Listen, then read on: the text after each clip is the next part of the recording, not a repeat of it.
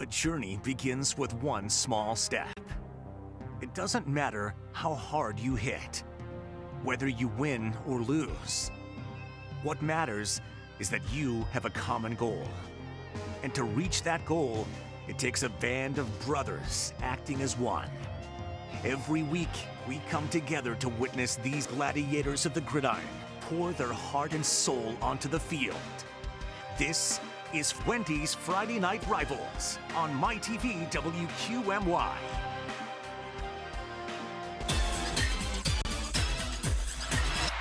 Welcome to Trojan Stadium in Moscow, Lackawanna County for tonight's Lackawanna Football Conference Division II opener between West Scranton and North Pocono. Good evening, everyone. I'm Bob Ide, and welcome to Week 6 of high school football. Joining me topside tonight, Hall of Fame coach and former Wallenpaupack head coach Stan Kaharski and Aaron Dugan will join us shortly. North Pocono comes in with 2 straight losses, including a shutout loss to Delaware Valley last week. West Scranton still looking for that first victory, coach. So where do you think these two teams stand mentally? Well, North Pocono had a tough night last week. The depth of the Delaware Valley certainly took its toll on North Pocono, traveling all the way up to Milford. And when you have 36 seniors and 93 kids dressed versus what North Pocono has dressed, it wears you down. And as far as West is concerned, they had a great effort last week against Scranton High. They're thrilled to have Andre Chalette back on the field. So hopefully they're going to get their first win tonight. Let's talk about Andre Chalette. It's kind of a walking mash unit for West Scranton, including their backup Kevin Williams. He won't play tonight, but they do have Chalette back. So what do you want from him? Well, I saw him play 2 years ago on this field here where he took the game over and helped West defeat North Pocono. He's had a checkered career physically. He's been hurt. He missed all of last year. He missed part of this year with a meniscus tear. But having him back in the backfield will be exciting for West Scranton. There's no question about that, Bob. North Pocono has a 2-year starting quarterback in Donnie Blaine, and he's a good one. He is. He's a little bit taller than I thought he was, and I relate to Donnie pretty well since I coached his father many years ago up at Wallenpaupack. He's had a great season. Last year he played very well. He's leading the Division II in yardage passing wise. He's got 200 more yards than any of the other quarterbacks in that particular division. So, and the other thing, Bob, that's pretty interesting is both his wideouts are juniors. He's a junior. So the chemistry that they're building now will carry over, I'm sure, into next year as well. Well, it's a beautiful fall night for football in Moscow. When we return, it's the starting lineups and the opening kick. It's West Scranton and North Pocono next. This is Friday Night Rivals on MyTV WQMY.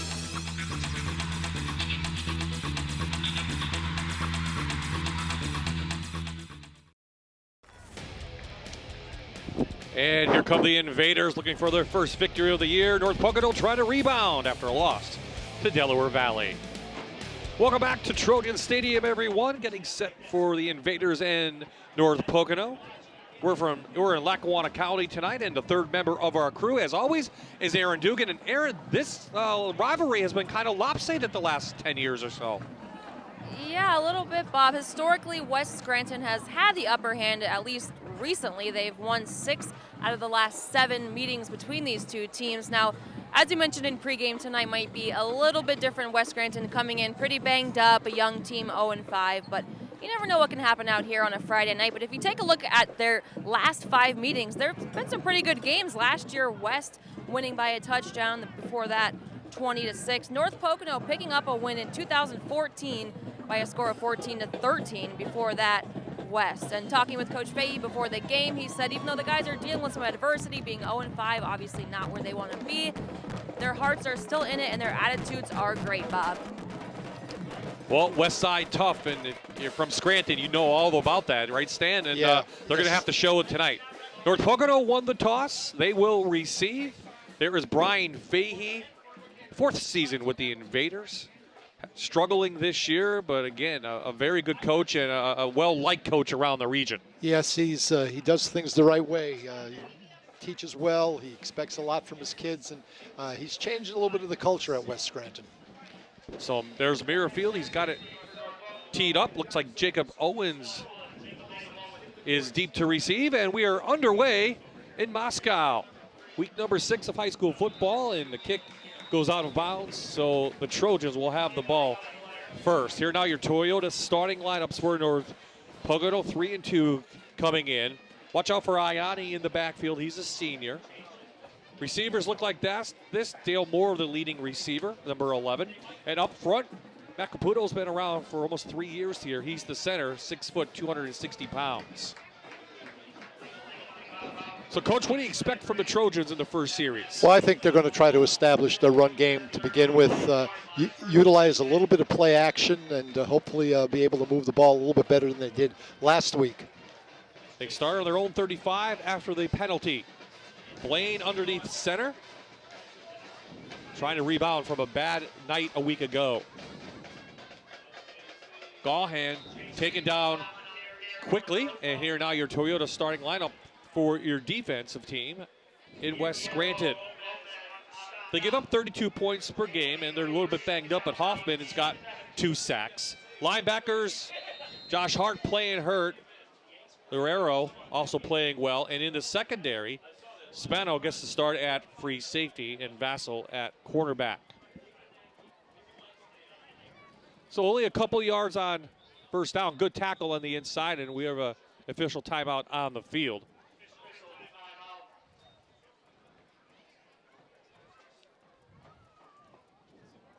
So Pocono try to establish that running game, Coach? I think so. I mean, again, I think Greg Dolan, their head coach, wants to establish that and hopefully be able to transition into their play action. I think we have an equipment issue for a North Pocono player. It was Brett Butler that had to come out. So Butler tying a shoe or something like that, so we'll get a replacement. It'll be second down as the sun is setting. And a beautiful night for high school football in northeastern Pennsylvania.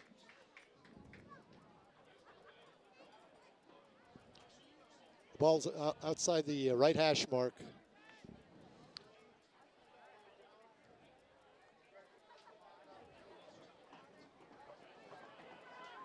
This is Acker, the senior, just for a couple of yards up to the 40. That was a little counter play. Both guard and tackle pulled on that play, Bob, but pulled to their right. Gives North Pocono a third and perhaps a long 5. Well-balanced team, this offensive team from the Trojans. They average 147 on the ground, 146 through the air. That's what you're looking for as a coach. It makes it very difficult to prepare if you can't predict whether they're going to run or pass. Of course, shut out last week against the Warriors.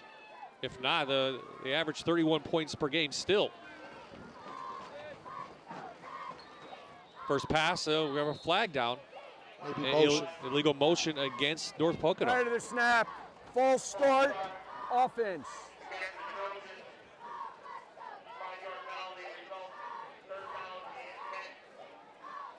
That's not what Coach Dolan wanted to happen on that third down play. They were in the trips to the left.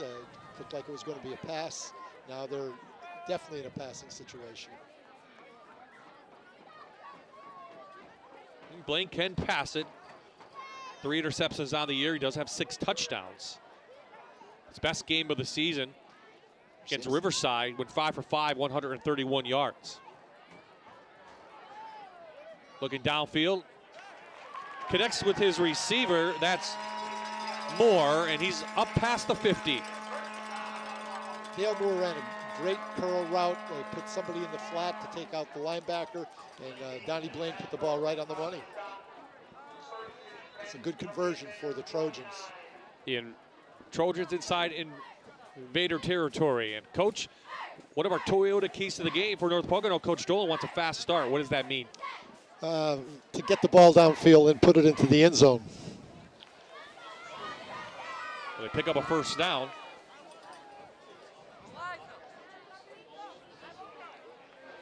This is Owens' first carry of the night. He's good for 4. That's a power play. They pull the backside guard on that and lead him up into the hole.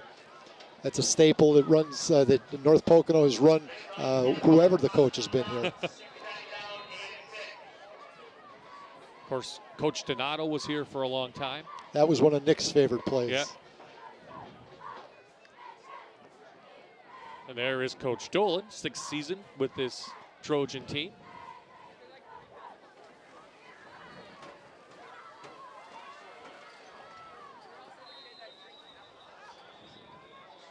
Another flag. Looks like might go against. Prior to the snap, false start, offense. Coach Dolan's not very happy about that. 2 penalties on this first drive. Tom Finan is our referee tonight. So backs up the ball right to midfield. This West defense has struggled, as you might expect. They give up 32 points per game. Most of that on the ground, 244 yards per game. Last week they did play well against Scranton. They were in it for most of the contest. So we have more movement up front. 15 yards of penalties on the first series. Prior to the snap, false start, offense. 5-yard penalty. I believe that not all the linemen were set when the motion man went through. The linemen were going down, and that's illegal procedure. There's Coach Dolan, almost like he's praying. His hands together. You see the look on his face. Can't believe it. The wideouts need to make sure that the linemen are in their set position before they start their motion. So let's try this again.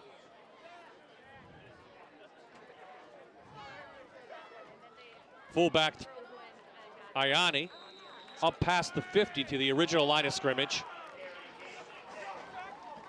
Again, that was just a quick trap to the fullback. Got the back to the original line of scrimmage. It's 3rd and long. Let's see if they can convert again. Here's some impact players we're looking for. North Pocono tonight, Coach. Gahan, Very Butler, active. and Rinker. Very active as a linebacker. Butler as well, and Rinker's anchored that defensive line. Gahan coming in, 6 touchdowns, just under 500 yards. Blaine to pass. Dumps it out to Ayani. Ayani caught from behind and just short of the 40. Gain of 8 on the play. We have an injury. So we have an injured Trojan. Here we go, look at it again. Experience at the quarterback position is key, Bob. Donnie Blaine was in the pocket. He couldn't find an open receiver. He got outside of the pocket and was able to just toss the ball to Ayani. Gomez was the closest invader, but it looked like the turf might have got Ayani. Tripped him up a little bit. You got to pick your feet up on the turf. So 4th and short, so Coach Dolan are already an early decision now he has to make. Call it about 2 yards.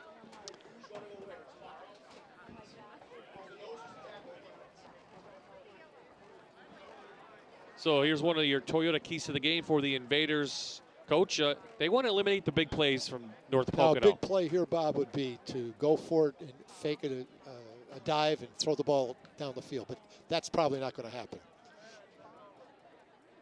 West Scranton can make a stand here on 4th down. It'd be a first victory of the game for them. I'm sure Coach Dolan's reminding his players in the huddle that if they do go for it, to not be offsides or be in motion. So the right tackle, Malaber, the senior, is shaken up, being like helped off the field. Looks like a leg injury of some sort.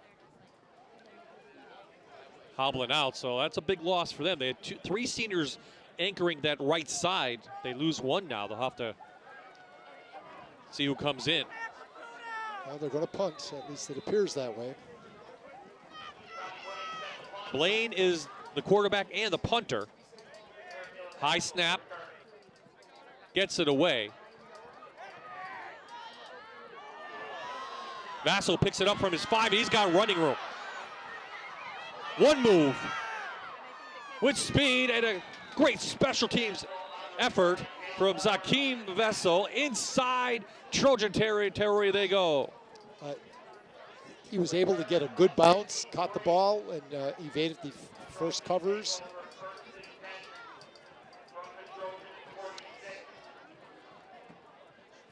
Nice move there. He uses good speed. He dukes the quarterback.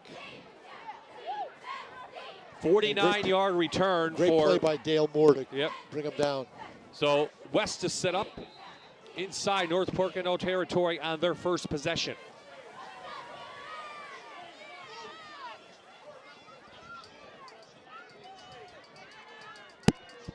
Gillette, right side, good gain, about 4. Here now your Toyota starting lineup for the Invaders. Bianco is going to get some playing time. He's a sophomore at the fullback. Chulo is the quarterback. Some very good receivers out there, including Merrifield. He's caught 15 on the year. And then up front, they are banged up. In fact, Gino Salmon, the right tackle, was the fullback last week. He suits up now.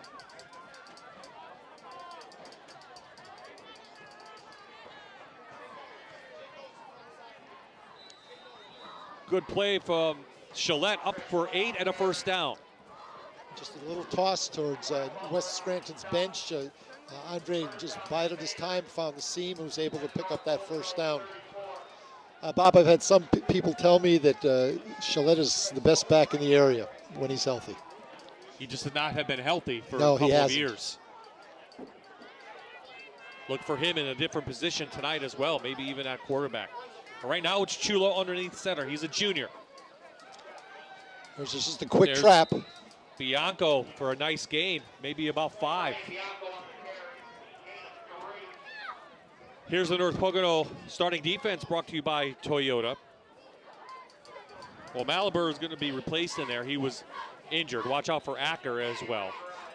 Very good linebackers, including Owens, who's got 28 tackles, and the secondary, Moore again, and Kowalski's had some experience.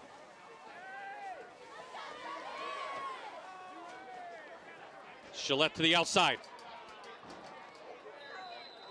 Coach Dolan talked about them getting the edge last couple of years. Right now, Gillette's getting that edge. Well, that ball was supposed to go up inside, and what Andre did is he just put his foot in the ground and took it towards the sidelines and used his speed. He's very quick. There he makes that cut there. Gets by 3 North Pocono defenders. Well, 2 years ago, he ran for 287 yards and 2 touchdowns. Again, he was injured in that season. Missed all of last year, did Gillette. His first game back a week ago, he had 87 yards on 23 carries and a touchdown against Scranton in the Bell game. So another first down. This time Iani's right there, stood up, no gain. Nothing up the middle that time. There's no gaps for Gillette to be able to make a cut. That's a big man playing in the middle, number 68. And number 20. Of course, this is a banged up offensive line. They have 2 starters missing from the line that played last week against Scranton. So they're down numbers. Second and long here now. We'll see if Chulo's going to throw the ball. They're in a trip set here. Here comes the Wildcat. We talked, we might see this. This is No Gillette. backs. Gillette, all he needs is a little hole, and he's up close to a first down. He appears to be a pretty strong runner as well, Bob. That time, a number of North Pocono tacklers were able to get to him, and he was able to just carry them near a first down. Up to the Trojan 13. Here you see it again. There, he doesn't go down very easily. No, he's got good size. 5'9", 190. He's got big legs. He's strong.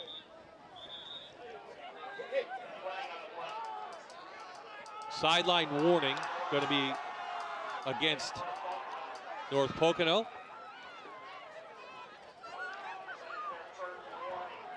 So I think this is 2-down territory if you're West Scranton, correct? Yeah, I would believe it would be.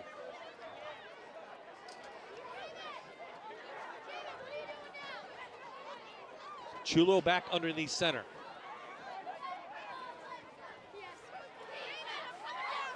Gillette gets the corner again.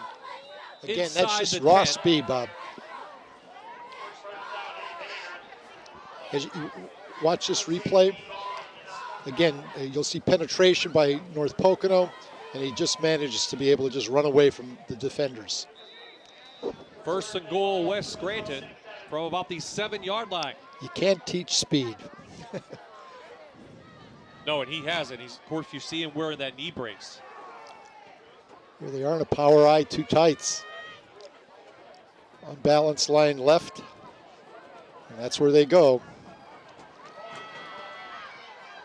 Touchdown. Touchdown, West Scranton. Andre Gillette Jr. The Invaders are on the board first.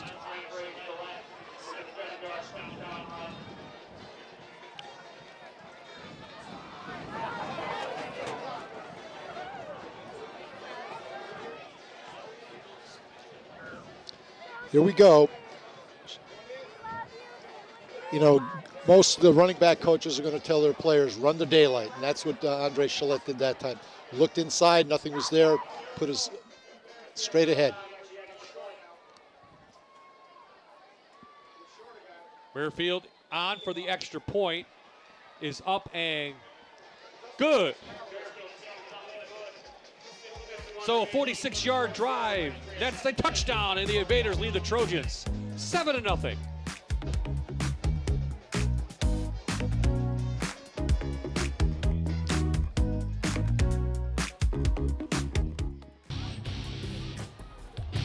Muirfield a better kick this time. Owens from about his 15. Oh, and he's got daylight as well. Jacob Owens inside Invader territory, one man to beat. Knocked down at the West 5.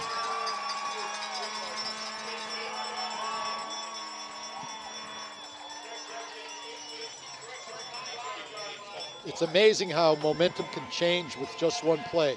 After giving up an opening touchdown, here North Pocono receives the ensuing kickoff and takes the ball all the way down inside the 5-yard line. Great comeback by the Trojans. Great kickoff return from Owens.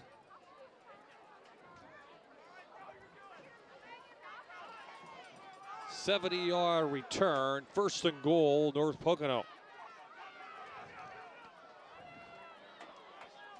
Gahan stood up. Great inside penetration from the sophomore Liggins, 5'9", listed at 235. There's no place for Gahan to go. Again, a little bit of a counter play. And there's 4 West defenders right there. West had a great start, held North Pocono on their first possession. And from that point on, this certainly takes a little bit momentum back to North Pocono.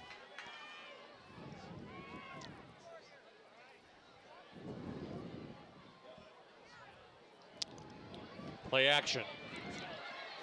Blaine, no one there, picks up a big block and goes out of bounds. Was that Ayani who put the block on? Yes, it was, number 20.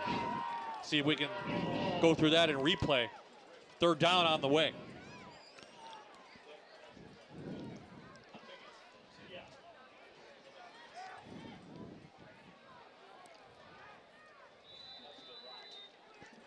So West, though, coach, doing a nice job so far, though. Against the run, line of scrimmage. Absolutely. Pocono's biggest gain has been on that pass play for a 1st down.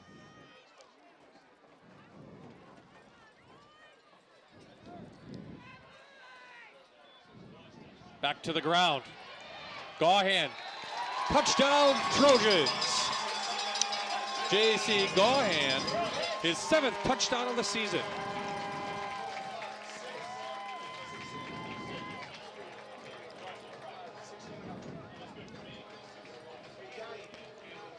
Again, 2 linemen pull.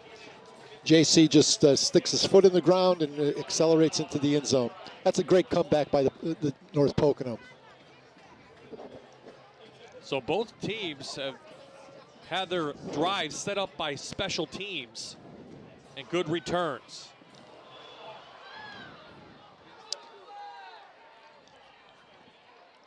So Donato's kick looks like it might have been blocked or low, and West leads 7-6.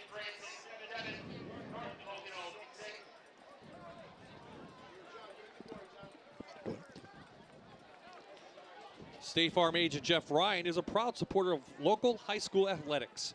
Call today for a quote on your auto, life, home, or renter's insurance. You can reach Jeff online at jeffryaninsurance.com. Check out his Facebook page or just stop in at his office at Bill's ShopRite Plaza in Moscow. Now is a great time for an insurance and financial review. Good luck to the North Pocono Trojans tonight.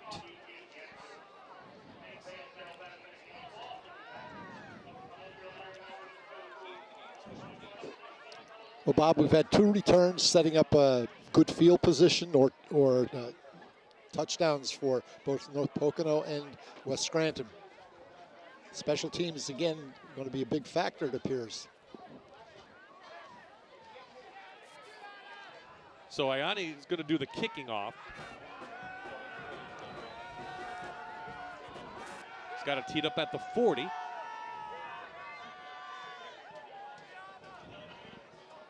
Squib kick, live ball. West recovers at the 34. I'm not sure that was deliberate. Here now what we're looking for on the West Scranton Invader side of the ball. Some impact players. Jake Chulo has taken over the responsibilities of the quarterback. Josh Hart is playing a little bit of hurt, and Hoffman has been one of the more successful linemen. Chulo coming into the game, 311 yards, 4 interceptions, 2 touchdowns. Jake Gregory, the tight end, holding his right shoulder.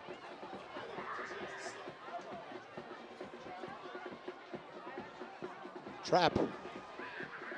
Good push from the line of There he scrimmage. is. It's, West has been impressive. You can see they're moving North Pocono's down people back and reestablishing that line of scrimmage. Most coaches would take a 5-yard gain on first down.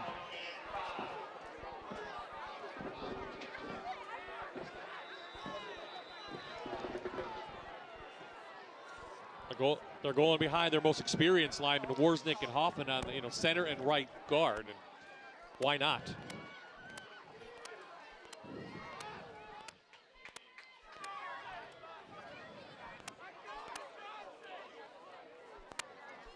West has not thrown it yet. They don't that time. That time Gahan comes in to make the tackle. 3rd down on the way. One of our Toyota keys to the game, really on both sides of the ball, and both teams said, who's going to control the line of scrimmage?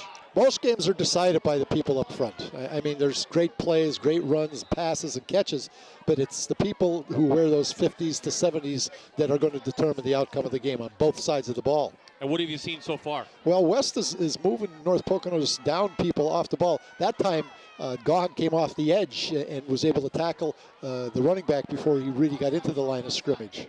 So Gillette into the Wildcat. First down and more. Andre Gillette inside Trojan territory up to the 45. That was a quarterback read. Gillette just followed the lead back up into the hole. 15-yard gain. He'll see it again. He just turns it up. Number 74 pulls and moves pretty well for a big fella. Of course, their backup, Kevin Williams, is out. And the first quarter's in the books. Special teams leading the way on both sides. And West leads North Pocono after the first, 7-6.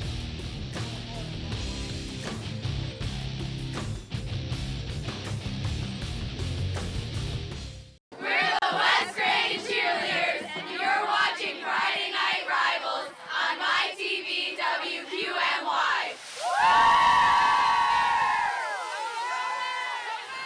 So welcome back to Moscow, everyone. Bob Ide, Stan Kaharski, and Aaron Dugan. Glad you could join us for week 6 of high school football. And a very good first quarter, especially for West Scranton, 0-5 coming in. They looked pretty good. Yeah, they did. It's a pretty even first quarter, and the first quarter went by pretty quickly. It went by quickly because not a lot of incomplete passes. I don't think there were any passes. One pass, right, from North Pocono.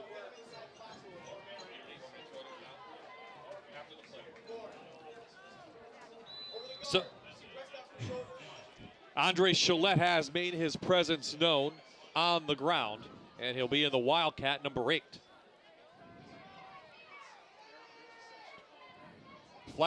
Flag comes in. That's usually a hold. Looks in the holding area. Or a face mask. While we're checking that out, let's head down to Aaron, who has some special guests. Aaron. Hey, Bob. I just came over to the North Pocono sidelines. I'm hanging out with Elena Wright and Kaylee Brooks, and they are juniors. And you set up a nice stand here. It's called the North Pocono Mini-Thon. A lot of gold, a lot of yellow. Tell me what's going on here tonight. So today at the home football game, we're hosting a gold out, which is going to represent our mini-thon that we're fundraising for throughout the year. And yellow is the color for pediatric cancer. So we're raising money to go towards the Four Diamonds Foundation, which uses their money and funds for kids with cancer. So it's fantastic. It's a great cause. Absolutely. What made you want to get involved with this cause? Well, I attended this leadership conference called Hobie, and I learned about it there. And over the summer, me and a few friends attended a leadership summit in Hershey, and we learned how to set up our own mini-thon and what steps to take. So.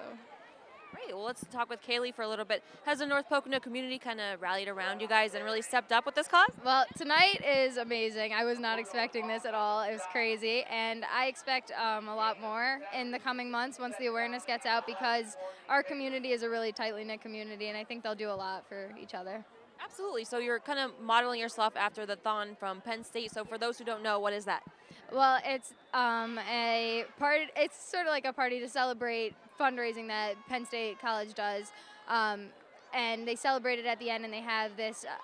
I can't remember the exact hours, but this event where they all stand and dance for this huge amount of hours in order to do something to show that the kids they suffer through so much, so we can do this for them. And then they announce their total and celebrate all that they've done. And yeah, it's always a great event. So that's what you guys will actually be doing? Not to the largest scale, but similar, yes, to a smaller scale. We'll be having a celebration of our proceeds that we gained. So, well, great job, and a really great way to kick things off with the mini-thon and for a great cause, pediatric cancer. Great job, girls. All right, let's go back to you, Bob. Congratulations, girls. That's a Absolutely great thing. On the field, Andre Chalette, I said before, he's making his presence known at 15 yards on 2 plays. Easily picked up that first down. West inside North Pocono territory for the second time this evening. How are they using Chalette? He's doing his thing. He's got great speed. He's elusive. He accelerates. And Pocono's going to have a tough time. They faced this 2 weeks ago. I don't know too much about DV's back speed-wise, but they faced this speed with Scranton, and they had a tough time. And I know Coach Dolan stressed to his players they've got to tackle. Well, they tried to tackle Chalette several times, but he's elusive. So looks like Chalette's out. Back to Spano, the freshman, for a couple yards. And it looks like Hoffman now goes down. Let's see if he gets back up. Number 72 is limping around. He rolled up on a little bit.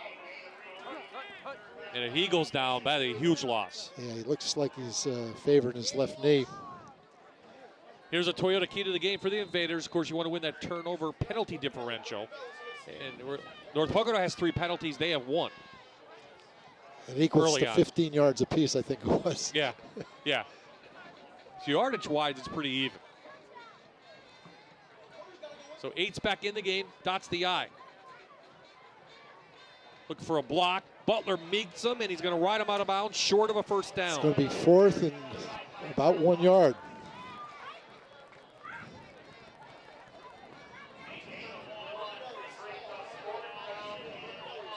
That's a nice job by Brett Butler coming from the inside. You would think North Pocono's going to see what's going on and probably make adjustments throughout the game, correct? Well, they're going to have to, but again, I think it comes back to that first tackler's got to, slow Chalette down. 4th down. Quarterback draw, Chulo easily inside the 25 to the 23. He's got that first down. So despite the injuries, West here early on is outplaying the Trojans.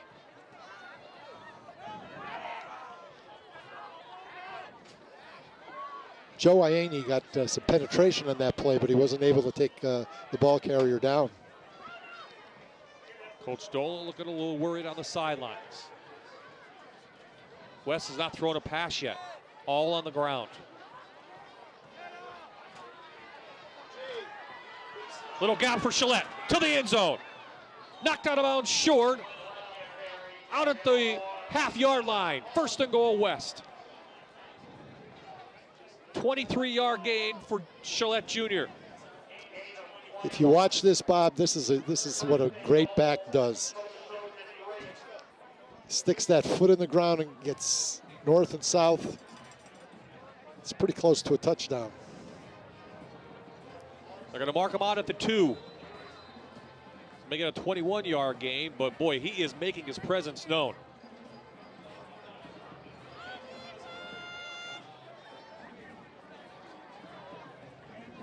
Give a lot of credit, though, to the offensive line, too, that's kind of put together by tape.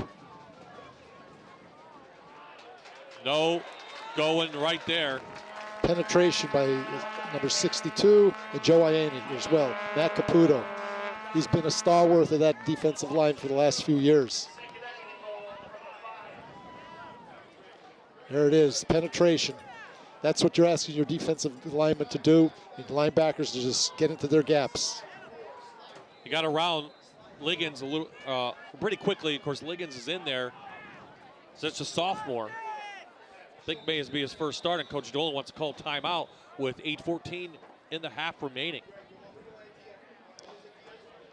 Now, I would tend to think that West Scranton is not going to try to go into those A or B gaps. They're going to try to get Gillette or somebody out on the perimeter. Jeff Ryan, State Farm Insurance, timeout.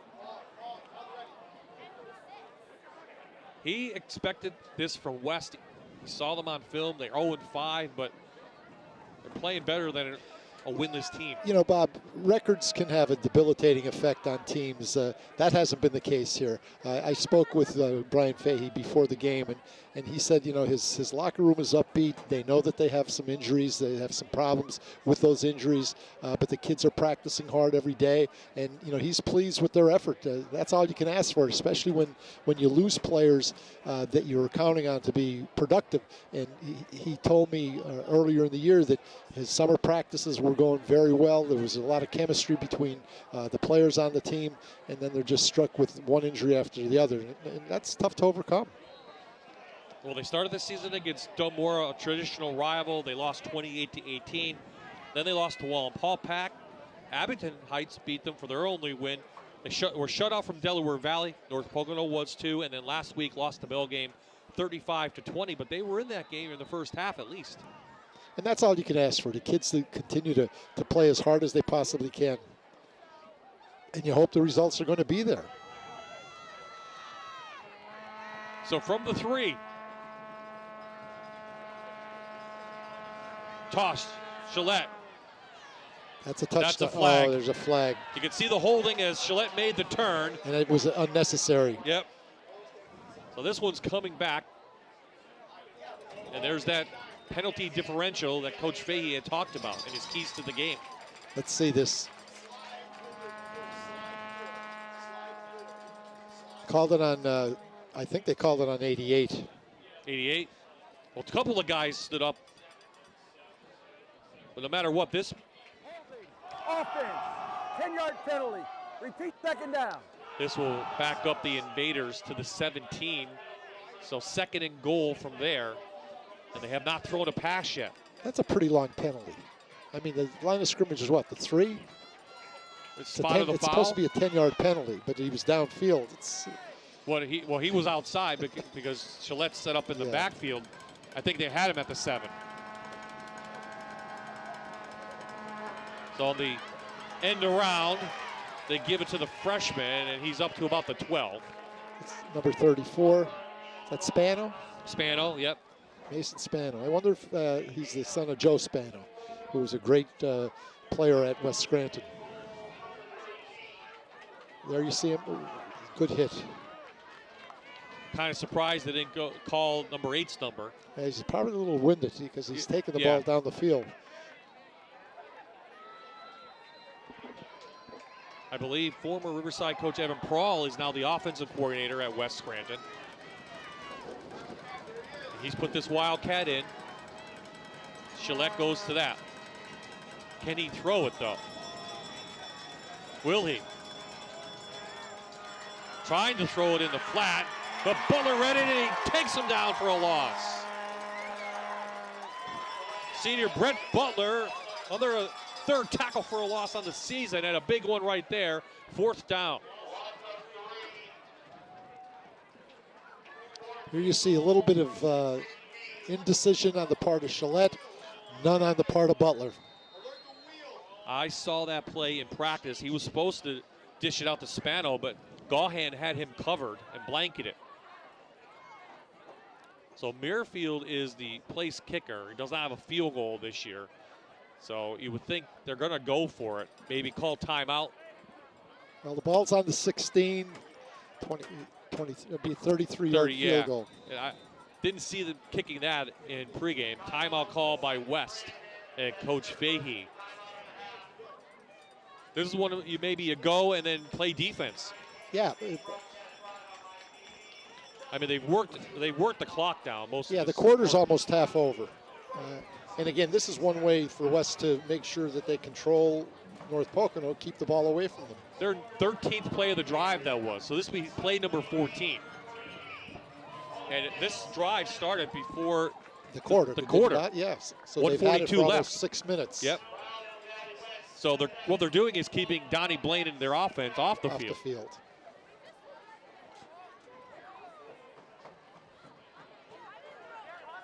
Of course, North Pocono, the District 2 4A champions a year ago. Coach Dolan doing a great job, Coach. What do you see from him? Well, again, he's a fundamentalist. He comes from great heritage. He coached down at Wyoming area with Paul Maranka, and of course he was the offensive play caller at Dunmore for many years with his father-in-law. And he's a great young man, very principled. He's a hard worker. He's a disciplinarian. So I'm sure North Pocono is very happy to have him, and we've seen steady progress over the last 5 years with Greg and his staff. Well, one thing we know about him, he likes to talk. He's a Philly fan. Well, that's okay. There's nothing wrong with that. You Yankee fans, I know. But okay, 4th down. West will go for it from the 16. Chulo back with time. No flags and turnover on downs to North Pocono.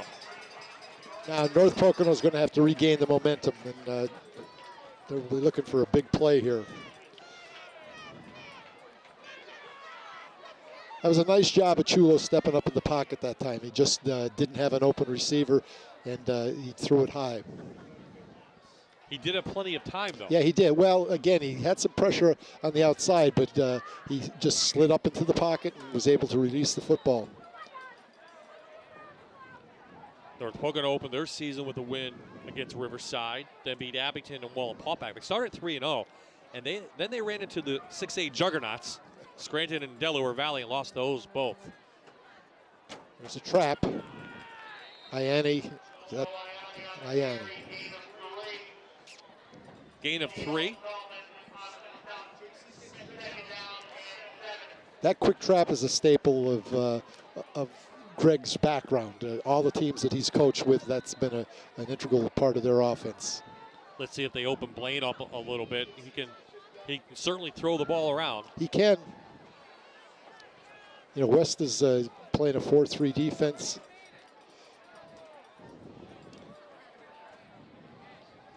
And West, has a senior Muirfield in the one corner, Bassel in the other. And there it is. They open it up, go downfield. Just overthrew it. Overthrew him, and he was doing that in warm-ups too. He was overthrowing his receivers. Dale Moore was the intended receiver that time. Ball sailed high. What do you see in Blaine's throwing motion? Not bad. His feet that time, I didn't like the way they were. He opened up his hip a little bit, and I think that's what caused the ball to sail instead of stepping at his target. Of course, he's been starting for the last couple of years. just a junior. Feels like it's a senior. So 3rd down.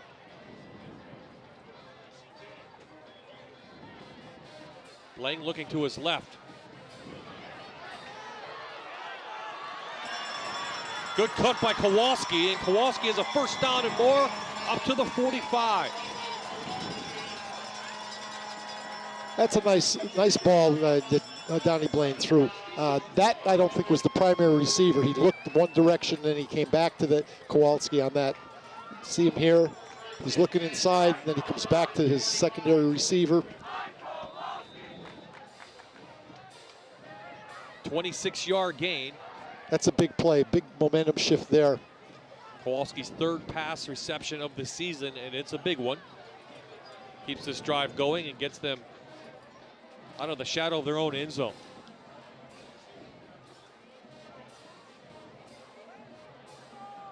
Flea flicker. Big rush. They're going to say incomplete. Good defense and pressure put on Absolutely. from Josh Hart. Give West a lot of credit. They had 3 defenders who stood their ground and made sure that they weren't going to be faked out by this.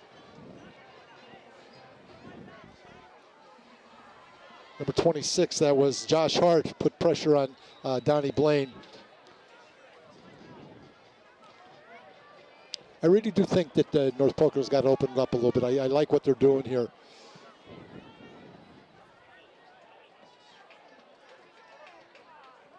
There's a hole there.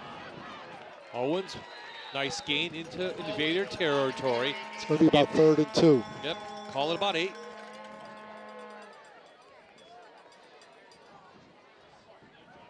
Again, lineman pull.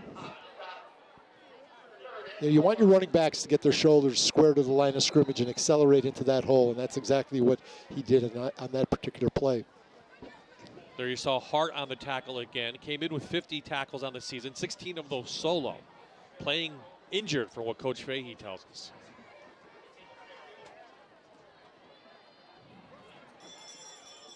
It's going to be short. Yep, back to the sophomore, just 1 yard, 4th down on the way.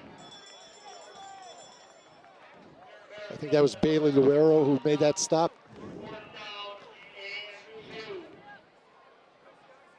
He's a 5'8" junior. Looks like he's the defensive captain. Looks like North Pocono will go for it. Last 4th down, they punt it. There's 3:45 to go. Straight T backfield. Looks like they're going to try them draw them offside. And they did. Tough one there as Salmon moved in, the junior. Prior to the snap, encroachment, defense. Bob, I can tell you as a coach, it's a mortal sin. It drives you crazy because you tell your kids don't jump offside. So the 1st down puts the ball at the 42. Keeps this drive alive. It started at their own 16. North Pocono looking to take their first lead of the evening.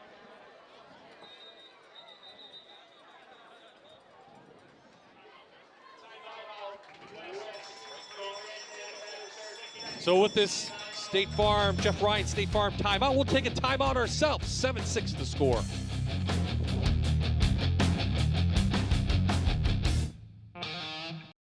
Hi, we're the North Pocono Cheerleaders, and you're watching Friday Night Rivals on My TV, WQMY. Let's go! Well, hopefully those cheerleaders have something to cheer about. Kowalski on the end around.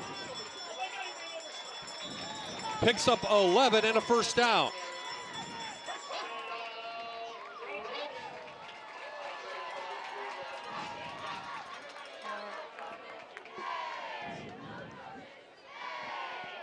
So the senior, number 23, a couple carries this year. That's 2 big plays that he's made. Yeah, one on the pass on the other drive, and then, this drive, I should say. That's right. 26-yarder. So back to the sophomore they go, and Good job on the inside by the senior Hoffman, who was banged up a little bit. No gain. Okay, again, they pulled 2 linemen, and again, there's penetration by West on the backside to start with.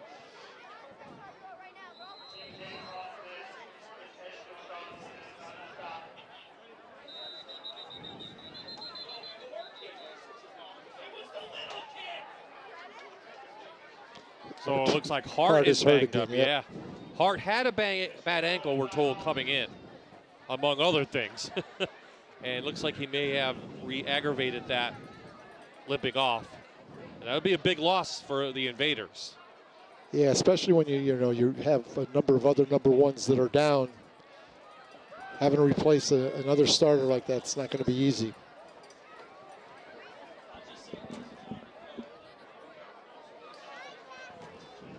So Hart hobbles off.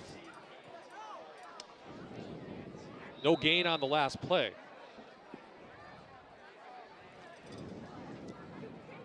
Let's see if the Trojans go back to the air, maybe a screen pass or something. A little bit of play action here. West is in, it looks like they're in a cover 2.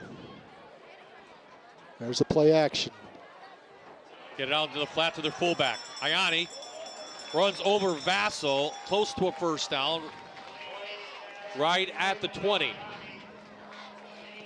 As I said before, Bob, I think that this is the approach that North Pocono is going to find the most success with. Run the ball a little bit, use your play action, and use the Donnie Blaine. The marker at 19.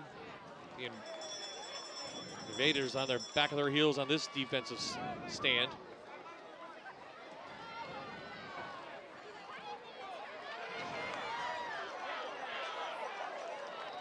Acker powering through up inside the 10, and another first down. First and goal, North Pocono.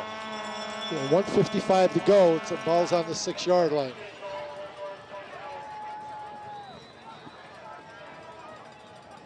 So now the offensive line is playing the way Coach Dolan wants them to play, don't you think? Yes, absolutely. They're creating creases for the running backs. From the 8.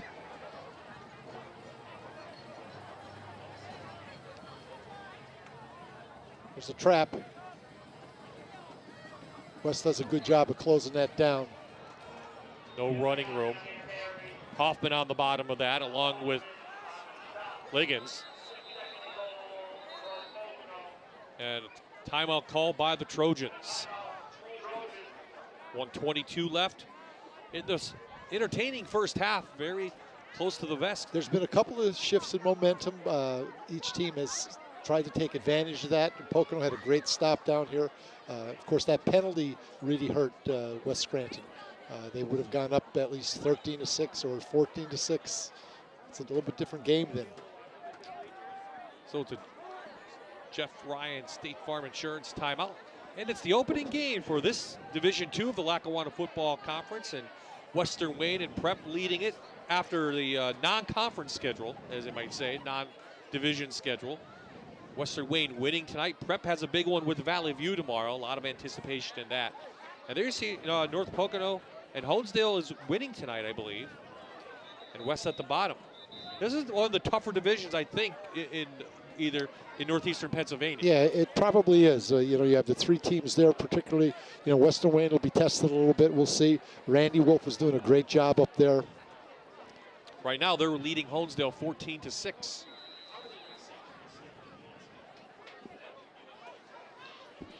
So after the timeout, they split the backs.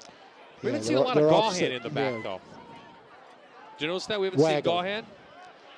Blaine to the air and overthrows Moore by a lot. Good coverage out there. Yeah, it was a good play action. It was a little bit of a waggle technique.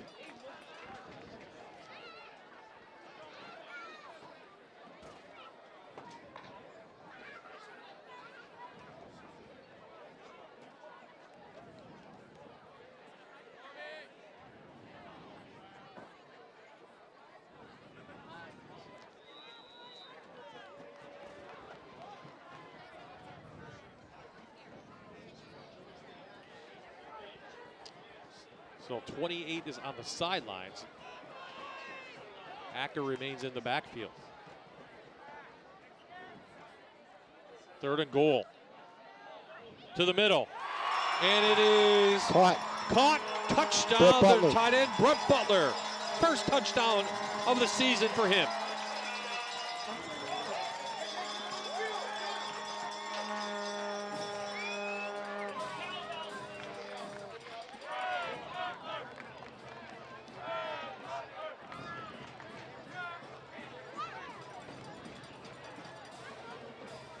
Again, we're gonna, if we see that replay, Bob, a little bit of play action. They're going to go for 2 here.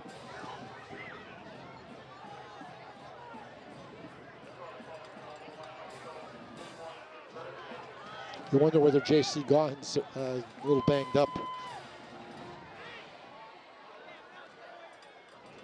Sprint.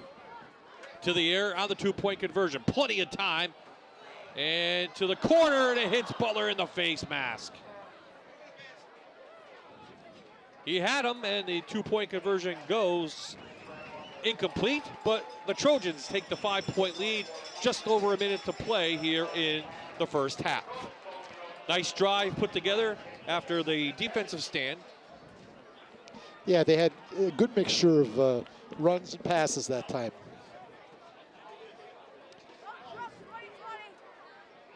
There's a 13-play, 84-yard drive. Wow. And it took just over 5 minutes to complete.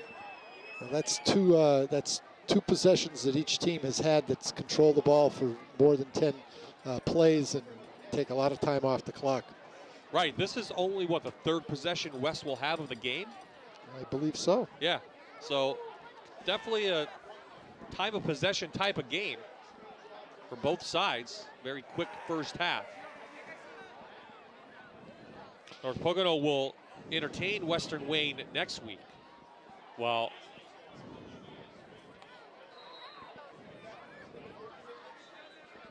so we'll have to see how that plays out. Western Wayne could come into this game undefeated.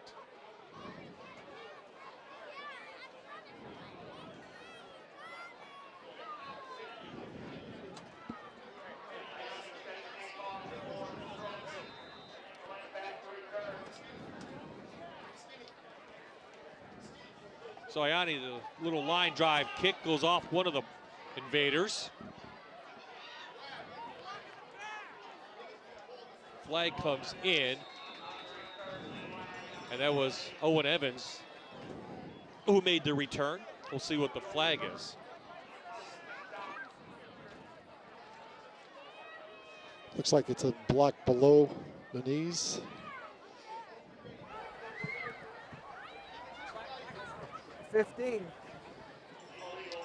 So illegal block, you heard 15-yard penalty, and that's a tough one for the Invaders. And now they will get the ball, though, to begin the second half. So maybe you just ride this one out, take a knee, go down 5. I think that, Coach Fahey can take his players into the locker room and say, listen, guys, we're right there.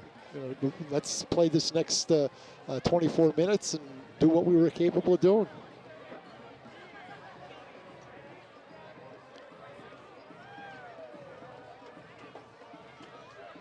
Tonight's Friday Night Rivals game is brought to you by the all-wheel drive RAV4. Toyota, what drives you?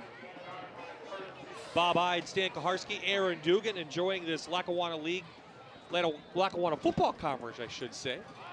Division II opener for both teams. The Invaders in a victory formation here to take a knee. Looks like we'll take a knee, and as I said, we'll get the ball to begin the third quarter.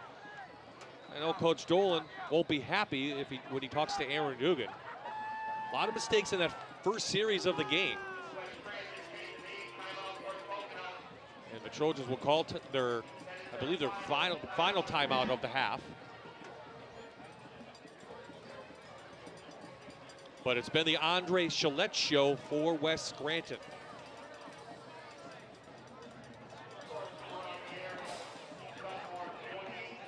Chalette has the only touchdown of the game, 7-yarder. But for the most part, they've gotten the ball in his hand 90% of the time. Yeah, he's been the most effective offensive player. So on both sides, you want to continue to do that if you're West, and what do you do if you're North Pocono? Well, I think they stick with what they've just done in this last drive. Mix up play action, a little bit of run here, a little bit of run there.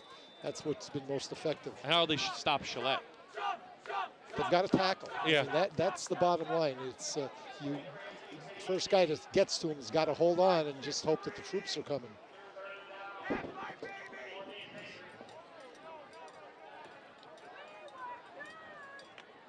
West Scranton will play Valley View next week at PNC Field on Friday night. It's a big West Scranton event over the weekend at PNC Field. Next weekend, that is they also entertain the West Scranton Youth Football, flag football program. And some of the youth over the weekend. So that'll be a big couple of days for the people of West Scranton. Clock will roll down. Air will try to grab Coach Dolan, and plenty of questions I'm sure she could ask. But here's a situation, Bob, where I think both teams going into the locker room. The team that has the lead's not very happy. The team that's behind might have something to be elated about. Their effort was terrific. Well, let's see what Coach Dolan has to say, Aaron. Coach, just how important was it for your team to score after having that 84-yard drive? Yeah, great drive by our kids. Answer with a goal line stand and then come back and score ourselves. That helps win football games, so we hope it does in the second half. Really dominated possession that first half. Is that something you're going to focus on in the second half, shutting down that run game as well? Yeah, we have to. I mean, he's a great, outstanding running back, and we have to slow him down if we want to win this football game. So that's something we got to get fixed at halftime, but it's going to be a hard thing to do because, again, he has great talent. Thanks, Coach. Thank you so much. Thank you, guys. It's a hard-fought, Big 11 style type football game here tonight. When we come back, Aaron has a special interview, and then Stan and I will be back with your halftime highlights. North Pocono leads West Scranton 12-7. This is Friday Night Rivals on MyTV WQMY.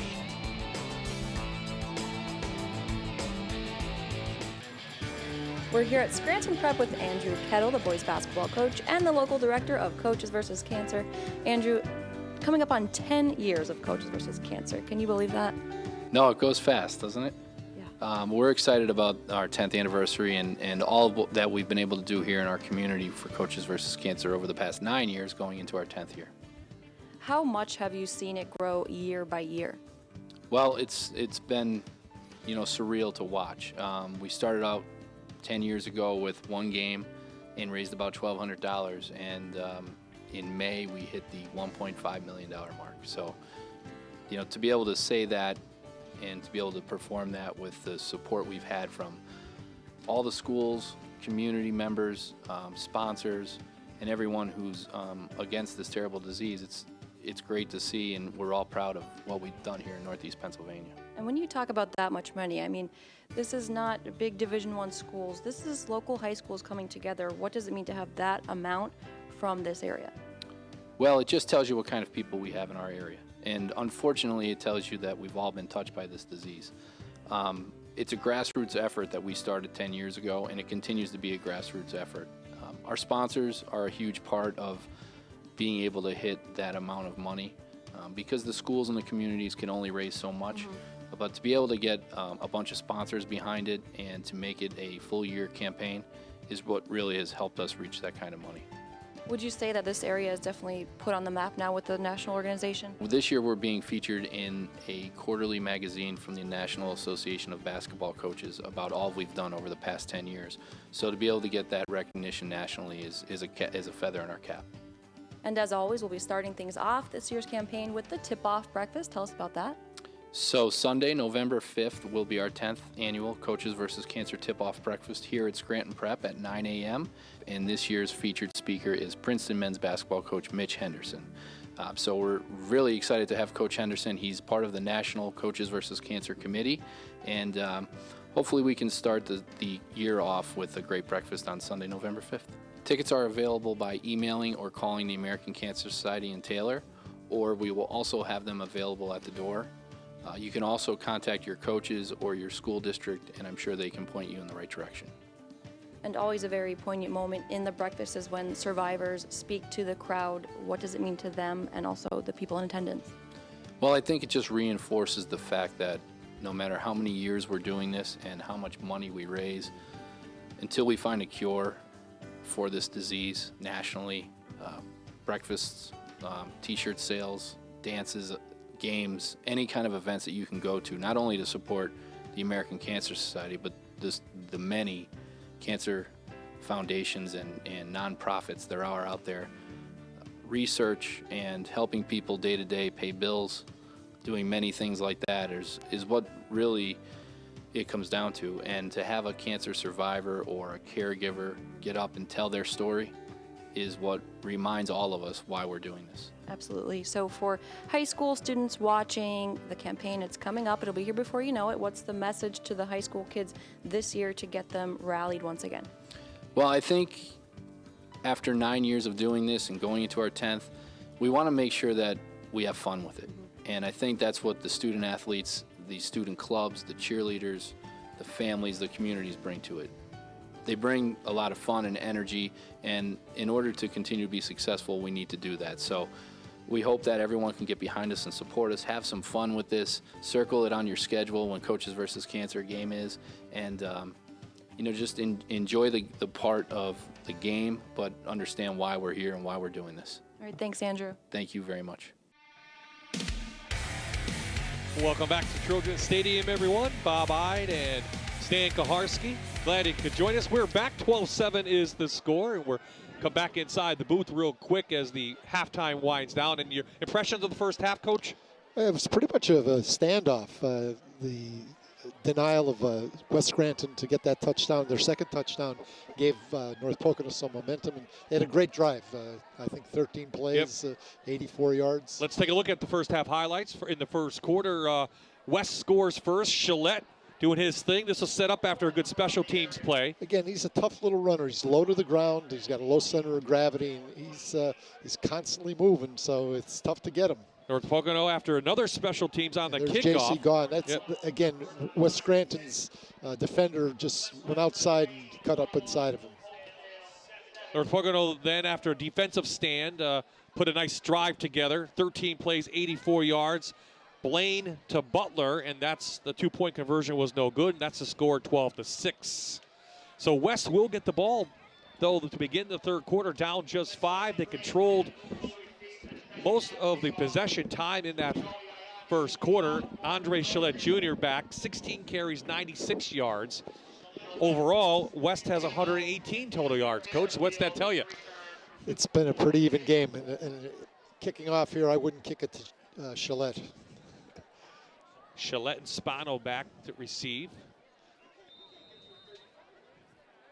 Also looks like Merrifield back there. So Yanni, a little short kick again.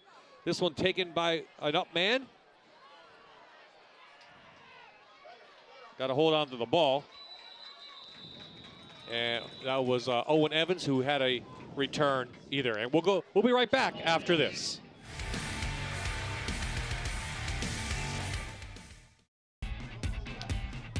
We are back, second down on the way. Short yard, couple yards by Gillette as they go back to the Wildcat.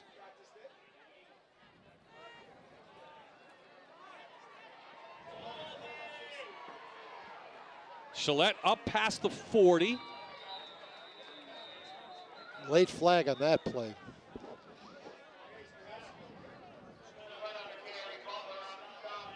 So our crew tonight, Tom Finan, the referee.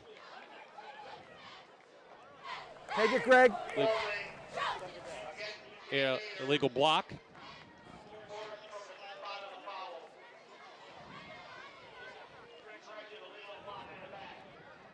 Back, offense, 10-yard penalty, repeat second down. So a tough one there. Yeah, I think that West Scranton is going to have a tough time if they don't get other people involved in their offense. If they don't try to throw the football or get another back to offset what Gillette's doing, it's going to be tough.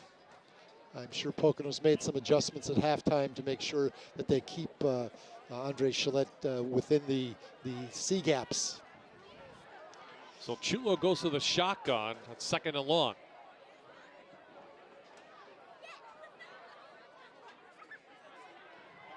Trying to get a jet sweep to Gillette, who cuts it back the other way. Good defense by North Pocono as Owens makes the tackle, and Aaron had a chance to talk to West Scranton coach Brian Fahey. What did he have to say, Aaron? Well, Bob, as we pretty much expected, he said they have to get off the field defensively, especially on 3rd and 4th down. Those big plays North Pocono made were key to them maintaining possession. And he said, hey, we've done some things well. We've moved the football. And as Stan mentioned, he actually said he does want to mix it up a little bit offensively, maybe even throw in a couple passes, guys. Well, they're going to have to pass here. Definitely 3rd and long, you would think. Gillette ran about 35 yards that time to pick up 2. It's tough when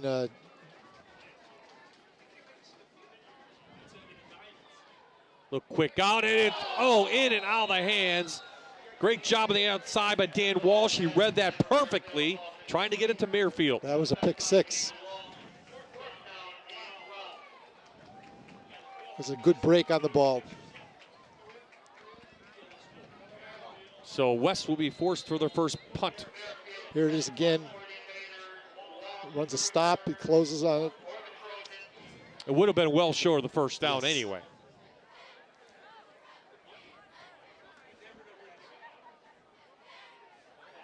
Oh, bad snap. They get it away. Yeah, that was Shane Muirfield, the punter. That was a nice play by him. Could have been disastrous. Down at the Trojan 45, North Pocono's first possession, leading by 5 in the second half. So if you're the West defense, did you make any adjustments on the North Pocono offense? Well, I think they've got to defend the play action a little bit better than they did. There were a couple of occasions where the receivers either caught the ball or they were open and the ball was overthrown. Again, I don't see J.C. Gaughan in the backfield. Jacob Owens, who's gotten a carry, he's got running room.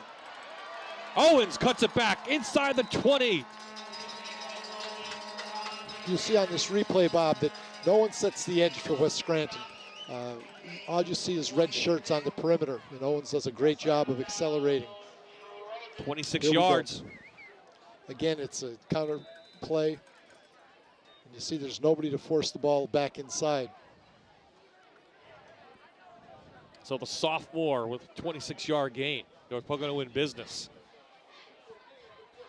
Took them a little bit to get things going, but a big kickoff return really got them the momentum, and they've kept that. The fullback, Ioni. Hard running inside the 20, close to another Trojan first down. You see J.C. Gaughan down on the sidelines. He seems to be having his leg worked on.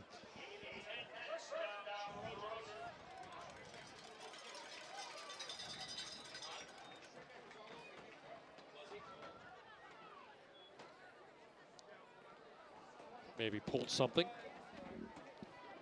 So Acker and Owens have taken his spot, and they played pretty well. And so was that offensive line. Acker breaking a big tackle and pulling them inside the 10. Great second effort.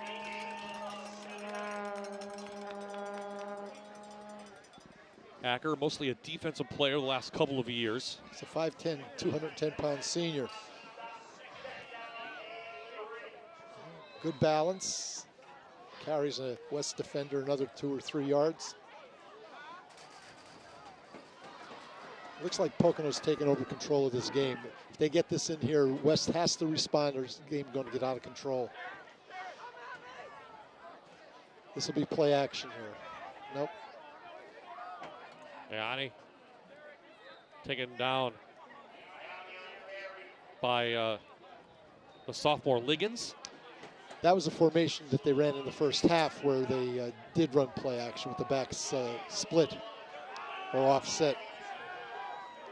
Big play here for West. Kind of going a little hurry up, maybe going to catch West. And West is forced to call timeout, trying to get players in and out. And with, 7:33, 7:28 left in this third quarter, North Pocono trying to extend that lead.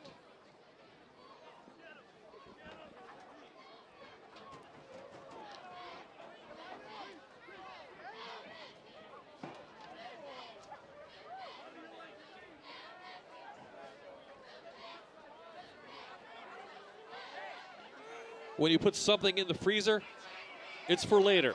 That's why Wendy's makes your hamburger with fresh beef, never frozen. Wendy's believes that a great hamburger starts with cooking fresh beef, not thawing it out like some other guys. Wendy's, proud sponsor of Friday Night Rivals.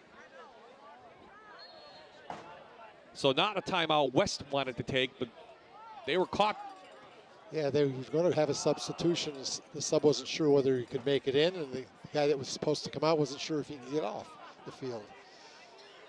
Some experience, though, on both sides, as we've talked about. West missing several of their key players.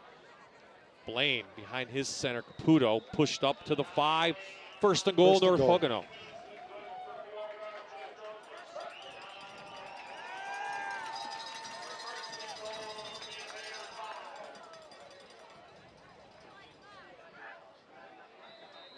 Obvious. North Pocono up front taking this game over.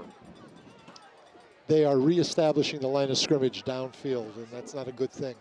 That's what you want your offensive line to do all the time, to reestablish that line of scrimmage.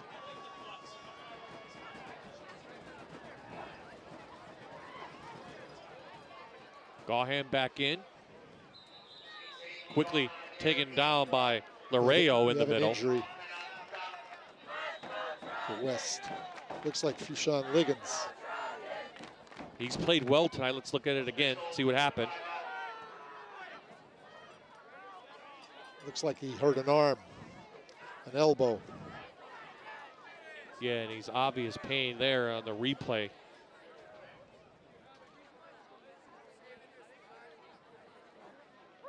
Listed at 5'9", 235, or 74. And again, already two offensive linemen, defensive linemen, I should say, both sides of the ball shaken up after last week's game at Scranton. So here's what the Trojans faced second half of this season. They're entertained maybe an undefeated Western Wayne team next week. Valley View, big game tomorrow, Honesdale, and then the final one against Prep on down there at Scranton Memorial Stadium. What do you see in that? No easy games. No, right? there's not. Western Wayne obviously is much improved. Honesdale didn't win a game last year and have a couple of victories already. So nothing will be easy for the Trojans as they move forward, working towards the playoffs. Western Wayne is leading Honesdale in the third, 28-7. And again, Valley View goes to Scranton Prep tomorrow afternoon down at Memorial Stadium.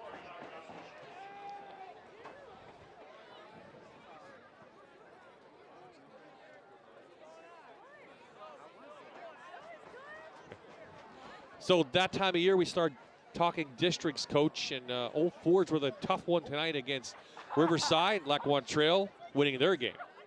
Right now they're destined to be in the finals. Trail has been a force the last couple of years. Steve Jervis has done a great job. We had an opportunity last year to do their Old Forge game. That's right. They played exceptionally well. Lackawanna Trail Old Forge will meet maybe even next week. So Liggins comes off at his own power, but he looks like he's in a little bit of pain. And that's too bad. He was playing very well tonight on the defensive side of the ball and up front too. One of the things that I was a little surprised in preparing for the game, Bob, was that North Pocono was starting 8 players both ways. And West was starting, I think it was 5 both ways. So from the 4, give it to Owens, gets the edge, Untouched. touchdown North Pocono.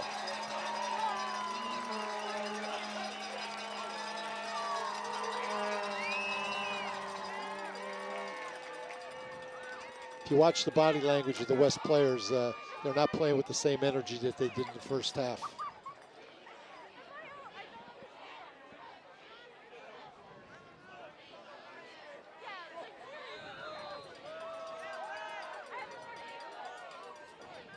So after trailing 7-0, 18 straight points now put up by this Trojan team. They will go for 2 for the second time.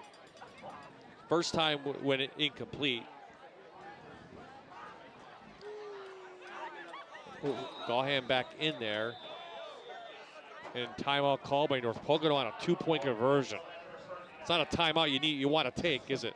No, there's a little confusion, especially when you're huddled going back out to run the play. I don't know whether it was maybe too many players on the field or.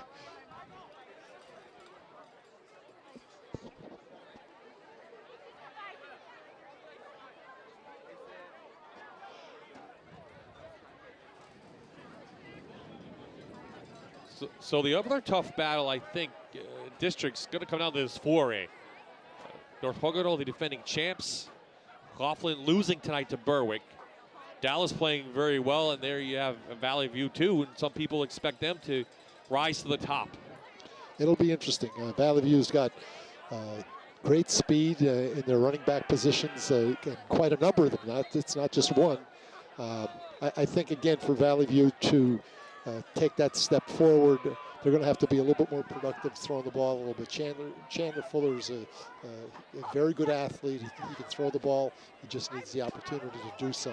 And North Pocono was a 4th seed last year that came out and won it. So you don't have to be the top seed to get a district title. After the timeout, play action. Throw it.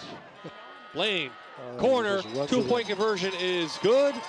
And North Pocono now leads this one 20-7. We'll take a quick timeout. West will try to get back in this one when we return.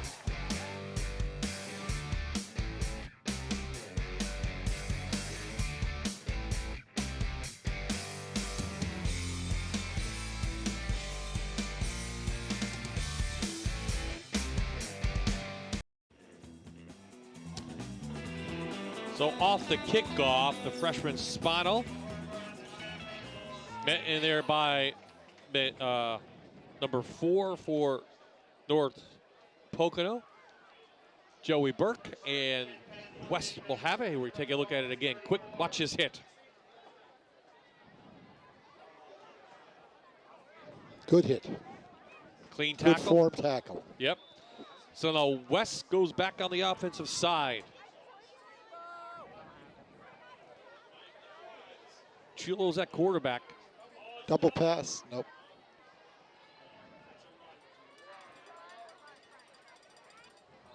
Two yards for Gillette, and North Pocono now keying on number 8.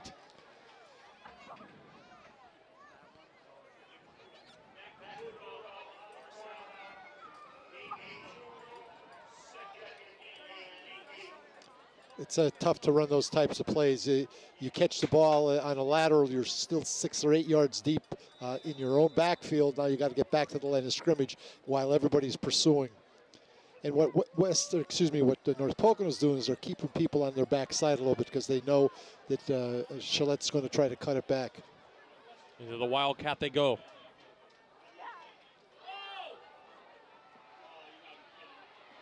Gillette turning something into nothing. Big gain, about 10. He has been their offense tonight, Bob. Here we see a fumble snap.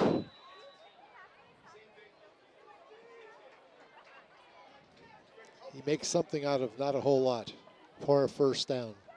Gahan with the tackle.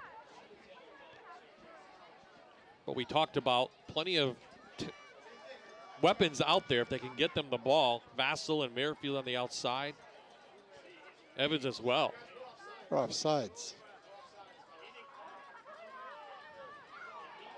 Gillette to the outside. Big stiff arm. And up to the 40. Another first down for West Scranton. He's a very exciting player. There's not a whole lot of openings for him, and he just uses his God-given skills. He's got quick feet. That stiff arm gets him another 8 to 10 yards. Over 100 yards now for the evening. And really, one pass thrown tonight. Really, 1 or 2 passes. That's it for West. I'll have to look at my notes.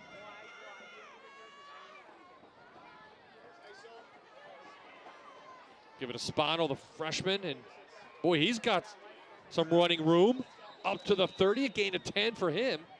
This is a big drive for the Invaders.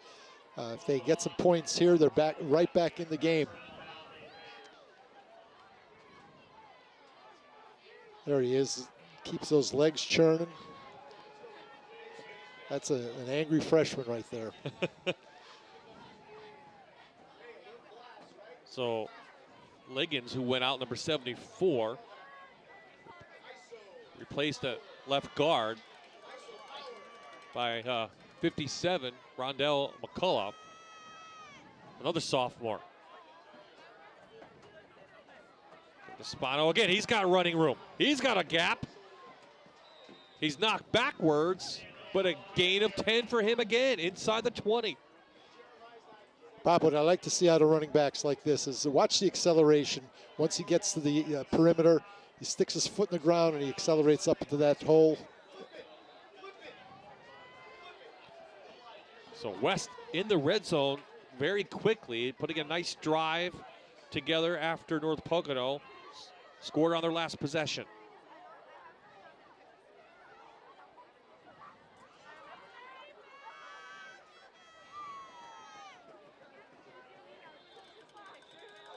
Flag comes in, probably a legal motion.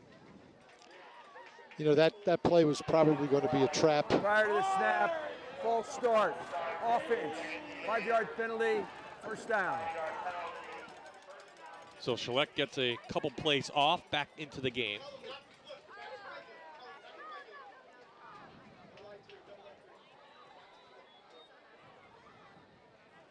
So West had a big penalty in one of their other drives in the first half, a holding, and it really slowed them down. It gave the ball back to North Pocono, and North Pocono went on a subsequent 84-yard drive that gave them their first lead of the night. Let's see what this penalty might do to them. Back to their bread and butter.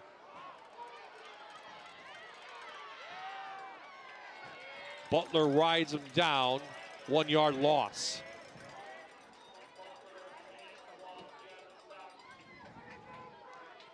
Again, there's nothing at the point of attack. And number 2 does a nice job for North Pocono. Gillette gets back to almost the line of scrimmage, and that could have been a loss of 6 yards or so. He's got great feet. That's what you look for. 2 things that I've always looked for in backs are their feet and their vision. But do you wonder about his conditioning, though? I mean, he's back only for his second game after being out a year. It's a lot different. It is, and you just wonder. He's been playing hard.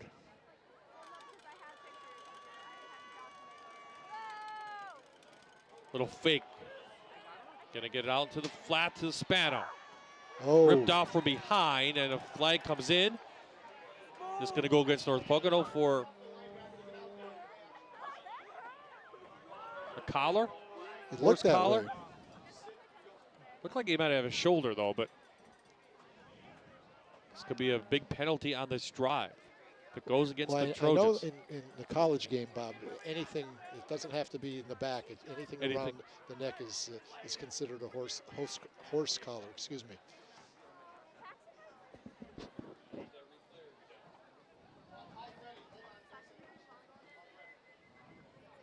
Referee's talking over. We'll take a look at it. Coach, you Nice make play. the call. Nice play. 5-yard face mask, red. 5-yard penalty, repeat second down. I don't know why that's 5 yards. They call it face mask? That's what they called. So it's a 5-yard face mask against North Pocono. And yep, Brian Vahey walking away from that. I don't know how that's a 5 yard. What's a 15-yard face mask if that's 5 yards? I really don't think he grabbed the face mask. It looked like he had him around his shoulder. Yeah, that's what I looked at. Around his side of his neck. Silence has its second down.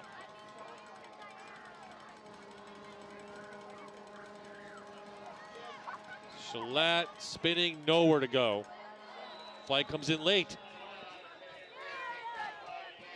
Another flag down.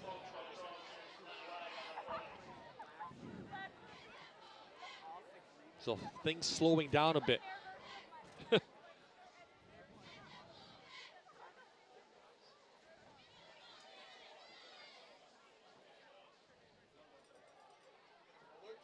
I don't know what the flag was.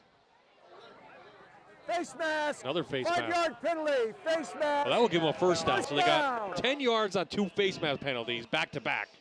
And it's going to be first and goal West from the 8. 8-yard line.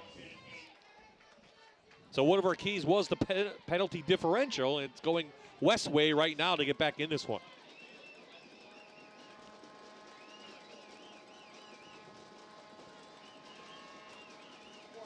They're overloaded to the right. Of course, that's where they run, down to the 5 or 6. Gillette taken down. Good tackle on the bottom of that pile. I still think when they load up like that, Bob, they've got to go outside that C gap, that tackle tight end gap. There's too many defenders there. With Gillette's speed and his elusiveness, if they get him out in the perimeter, he's got a much better opportunity to get the ball in the end zone. Let's see, he comes out in the Wildcat. Right now, Chulo will go underneath center. Looks like they're in an eye. Yeah, looks like they're going, though. Wishbone, Overload power left. eye. Yeah, overload. Yep. There's the toss. Can he get the edge? Oh, yes. Good block by Spano. No flags. Touchdown, West. Gillette from the 5. As I said, throw the ball or toss the ball to the outside. Let him do his thing.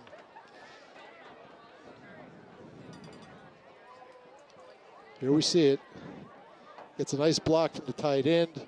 Spano throws a nice block on 11. So helped by a couple of penalties from North Pocono.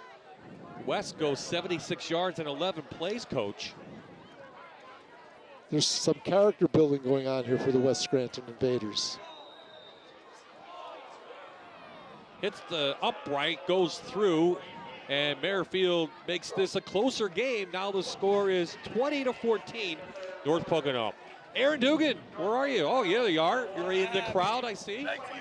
I am, Bob. I am actually in the North Pocono student section, and they are super loud. What's up, guys?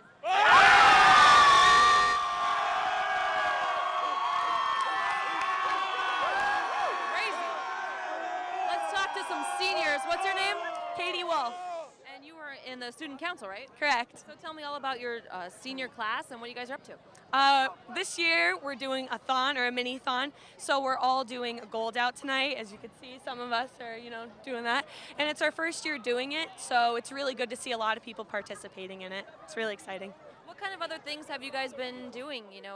White out or blackout, stuff like that? We've done all the outs. Like we've done white outs, black out, all our school colors. We've all represented it all. Seems like you guys have a lot of fun. Oh, yeah, we do. Yeah, we do. All right, we have a special guest to help me out here. Come on down. Back to you, Bobby. Was that supposed to be John Cena, I think?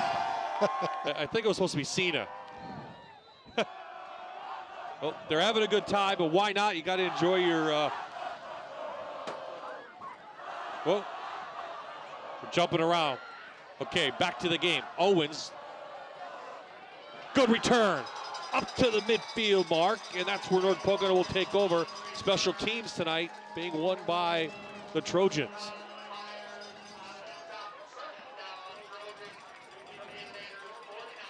But I will tell you, West hanging in there. Yes, they are. I mean, that was a very critical drive for them to be able to take the ball and get some points, put them right back in the game. Now, coverage on the kickoff, not so good. You don't want to give the other team the ball inside your own territory. Now with the way North Pocono ran the ball through West the last drives. So under 2 to play here, third quarter. Trojans up just 6 now.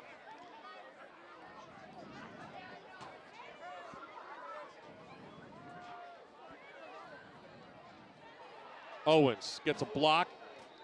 There's Spano on the tackle. Freshman again. He's earning his letter tonight.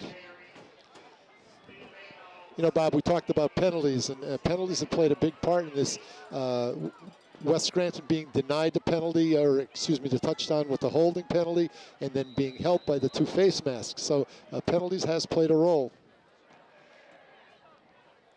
They have, and I think they're going to play a role as the game continues. This game goes towards the end, yeah.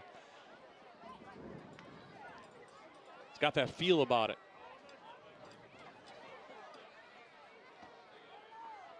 Quick trap. Yep.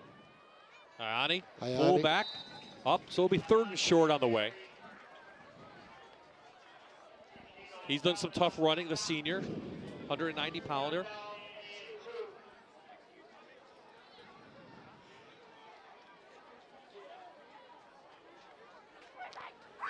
The running game of the running game of North Pocono is not very complicated. They like to run that counter play, what we call a counter.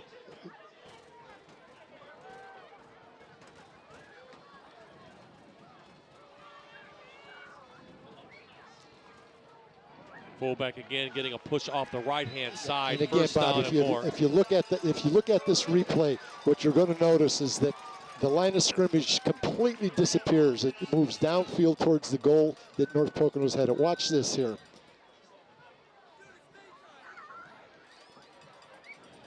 Malibu,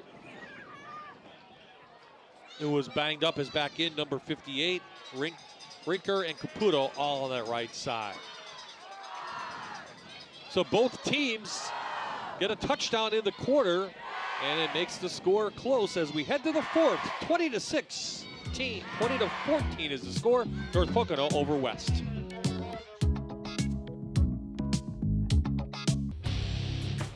State Farm agent Jeff Ryan is a proud supporter of local high school athletics. Call today for a quote on your auto, life, home, or renter's insurance. You can reach Jeff online at jeffryaninsurance.com.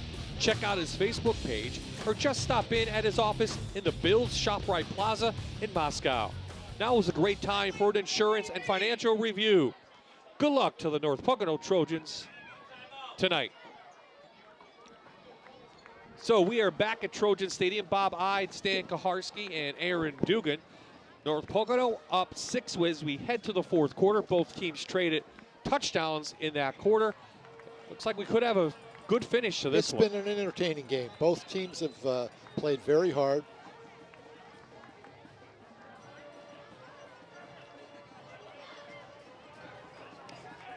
There's a little wing tee sweep. Coach Dolan's diversifying his sets, getting a little bit out of the I formation.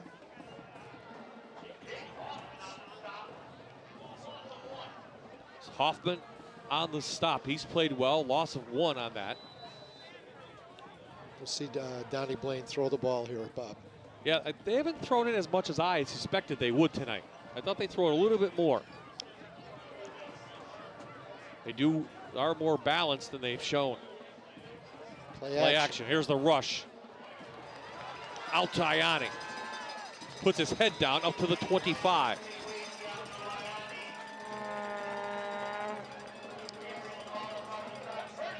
$13-yard gain and a 1st down. Here we'll see the fullback out in the flat. This is a tough play to defend. You have run action. You have people in the slot that are running routes downfield, and it opens up that outside because, again, if there's an inside backer, he's a little controlled at the line of scrimmage by the run fake.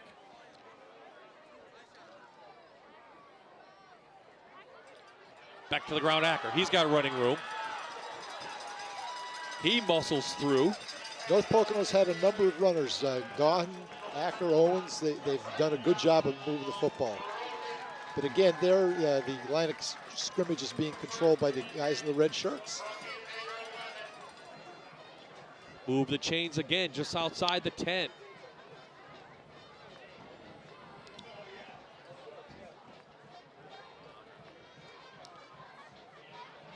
Ayani, nowhere, probably a yard gain. It's a big stand now for the West defense, don't you think? Yeah, the game's been back and forth. It's as I said earlier, the momentum seems to shift with each possession. Again, the short kickoff or the long kickoff return certainly is helping the Trojans. That's 2 that they've had tonight. Yeah, 2 big returns and 2 short fields.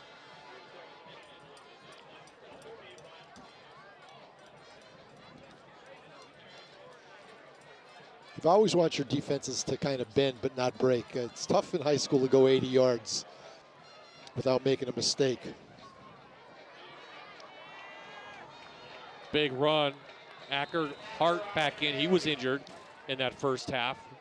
He's playing wounded, number 26 for West. Guerrero makes that stop and drove the running back. You'll see it here. Finishes the tackle. They can pick up a first down at the 1.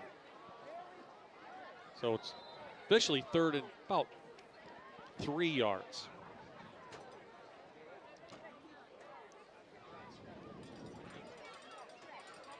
There's Coach Dolan.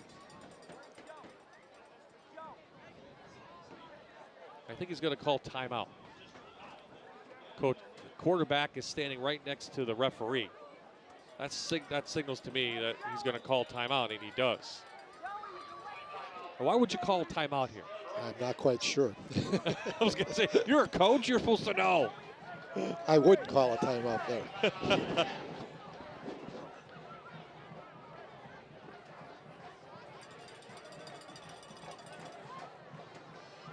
So the Invaders still in search of their first victory. Getting close here tonight. Again, they'll play Valley View next week, go to Honesdale, and then finish by hosting Prep and Western Wayne. So that's what West has done. How about some quick scores from around the area, courtesy of NEPAfootball.com. Berwick leading Coughlin 17-0 in the 4th. Lackawanna Trail leading Carbondale 28-14 in the 3rd. Dunmore all over Montrose in the 4th, 41-0. 48-7 is the score. Wyoming area leading Hanover in the 3rd. Northwest beating Holy Redeemer in the 4th. Western Wayne looking to go undefeated. They're leading Honesdale 41-7 in the 4th. Lakeland beating Susquehanna 21-6 in the 3rd.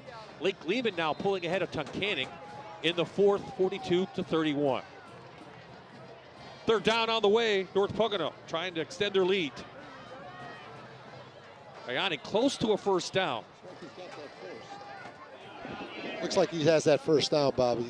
They moved it back a little bit, so it's going to be 4th. It's going to be 4th and 1. Now, when they had this timeout, I'm sure they discussed if they didn't get it, what they're going to run here. Or they should have, at least. So time ticking on West Scranton.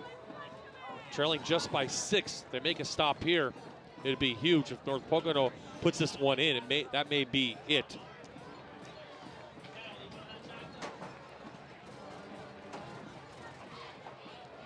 Ayane, a big push, and I think he got it. Depends on the placement from those outside officials. He's going to be inside the 1. I think they have a first down.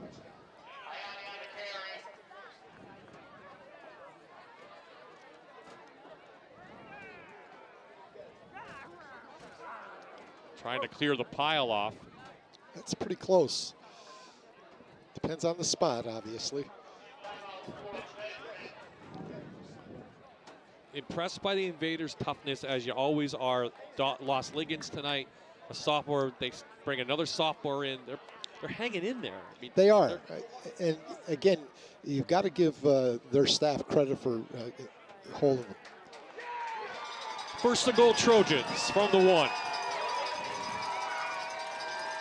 They get the first. Again, a drive that started at their own 50 after a great return by Owens. You think we'll see a quarterback sneak here? You would think. We haven't had any turnovers tonight. I don't want to jinx it, but yeah, big push behind Caputo. Touchdown, Trojans.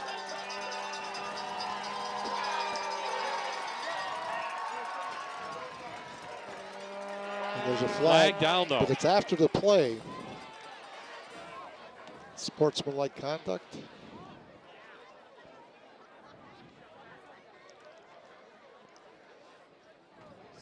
Was it before or after I the think it was touchdown? after the play. I think so, too. Personal foul. You want here?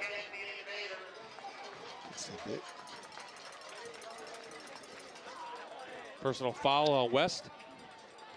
I'd like to see this replay. Definitely after the touchdown.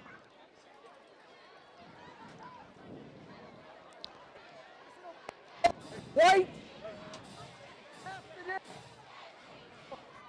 Officially goes 11 plays, 50 yards. Big pass in there in the flat. This puts a lot of pressure on West Scranton now. The clock is working against them. They have to throw the ball a little bit, and they haven't been able to do that all night. So this is a 2-point conversion.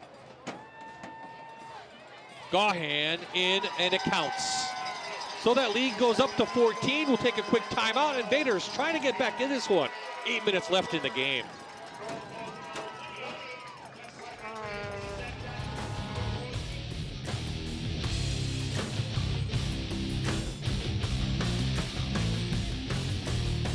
This is Friday Night Rivals on MyTV WQMY.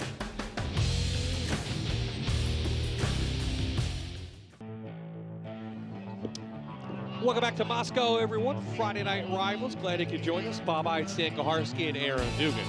North Pocono surges ahead by 14 now after that nice 50-yard drive. After the kickoff, West takes over, and you mentioned, do they go to the air? You think you have to go to the air, but they have showed no pass game tonight at all. Well, they ran that little, in the last series, they ran that little play action where they took the fullback out of the backfield into the flat. Things like that could help them. I like what North Pocono's done with their kickoffs, not kicking the ball deep to Gillette. Smart. So Gillette, though, can break one at any time. He goes into the Wildcat.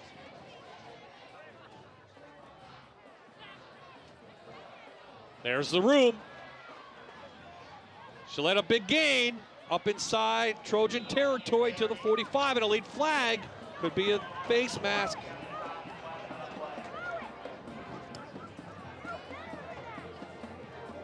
A 24-yard gain.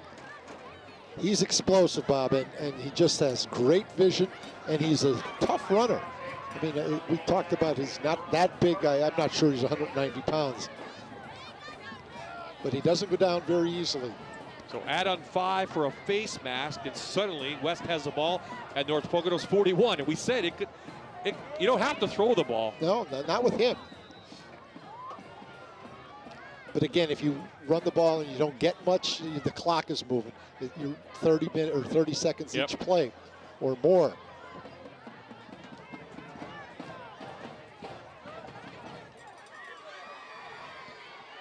Another zone read type play.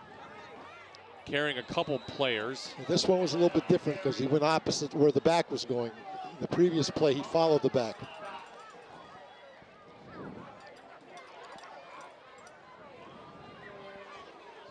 So they'll get the play in quickly. Again, it's a little bit of misdirection.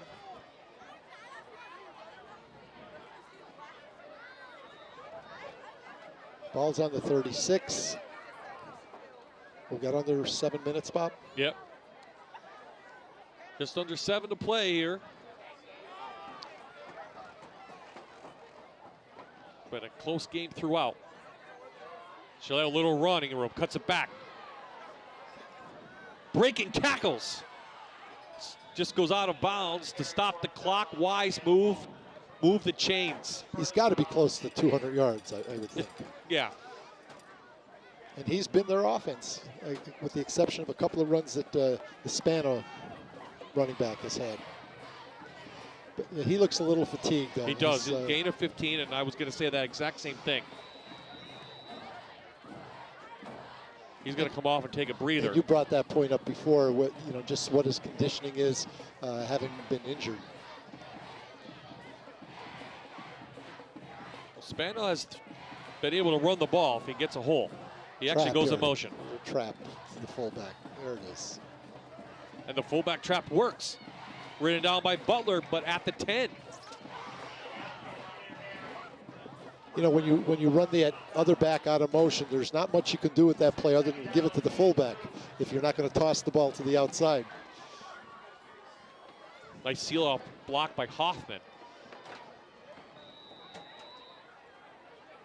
West now has to show a little urgency.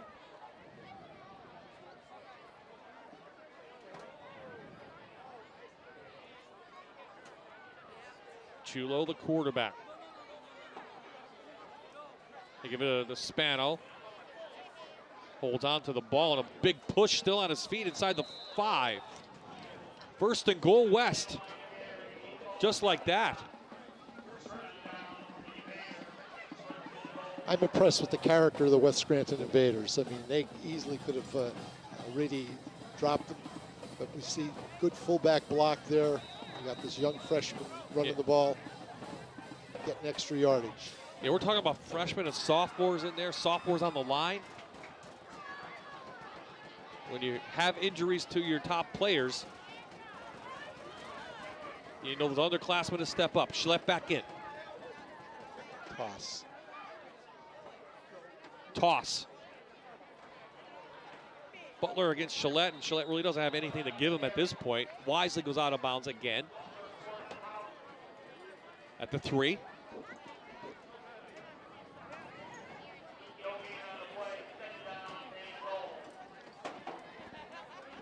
Again, lots of red shirts. Butler prevents Gillette from crossing the goal line. You would think at some point it's got to be misdirection or something, because everyone knows he's getting the ball. And now some of the umbrellas going up. And rain might be moving in that they called for. Right through Gillette. Can he power away his way in?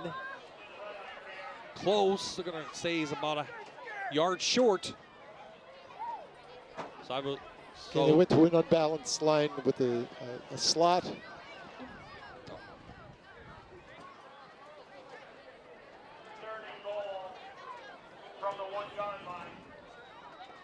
West up quickly. The wind is picked up. The wind, the rain's moving in. Chulo in, touchdown West Scranton.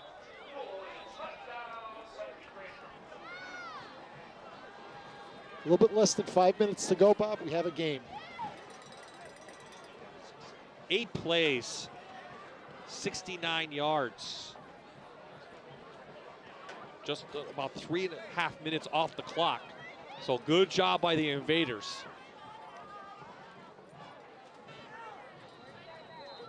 You know, Bob, here we have a team that's coming in here 0-5, playing on somebody else's field, struck with injuries, and yet they've played their hearts out. They're still in this game. There's 5 minutes to go. Oh, that's picked up. Nope, off. Goes incomplete, but that could be a big one if West could get that ball back. But the Invaders march down the field.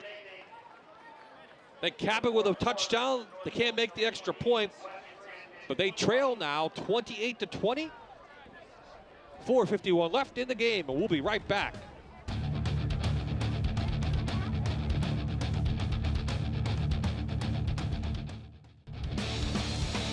Trojans are anticipating an onside kick. Yeah, we are back in possible onside kick now. West bounces right back. They get the onside kick. They get the bounce. It's still on the turf. Who's got it? Gahan touched it, and he's got it.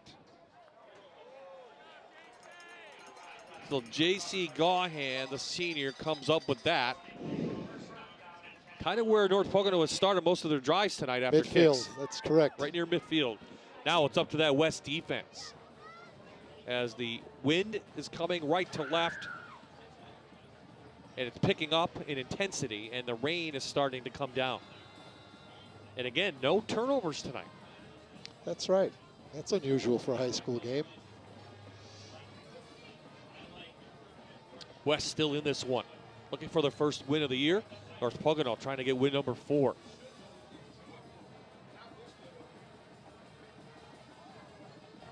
Another big push from that line, and Ayani. Was that Ayani? I can't see who had the ball. Yep, it was the fullback, 20. So, what does West Scranton have to do to stop this rushing attack?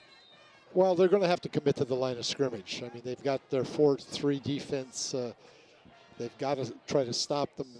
Of course, once they do that, they're going to expose themselves to some of the play action that North Pocono runs. But they're not only working against North Pocono, they're working against the clock.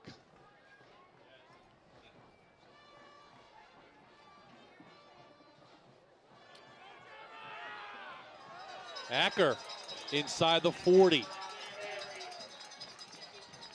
We have a Trojan banged up near midfield. So the clock will stop here. It's one of the linemen.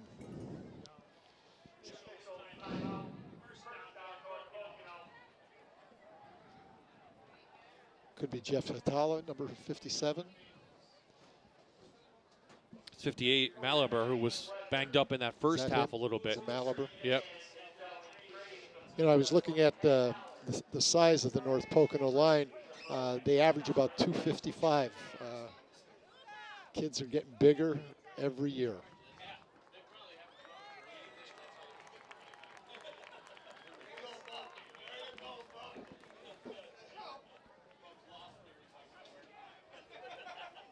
Next week, Stan and I will go back to the Wyoming Valley Conference.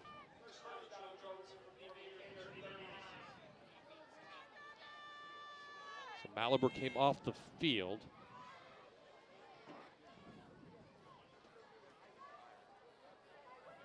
Acker will stop and go, pushes through for about 7. Between him and Owens tonight, they have kept this rushing attack going. They've done a great job. Acker's, again, 5'10". He's 210 pounds. He runs low to the ground. Looks like he's a very tough runner. It's a nice luxury to have a couple of tailbacks, or 3.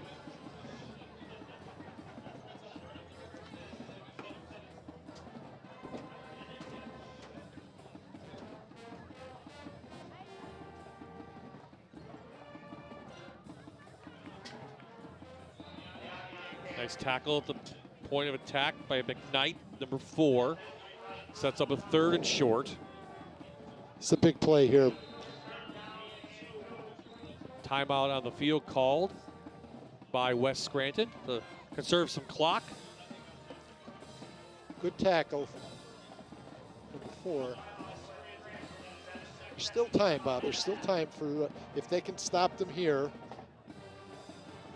Question is now if they North Pocono doesn't get this first down on this next play, will they? I don't think they'll punt it because they're on the 30-yard line. So this is 2-down territory here.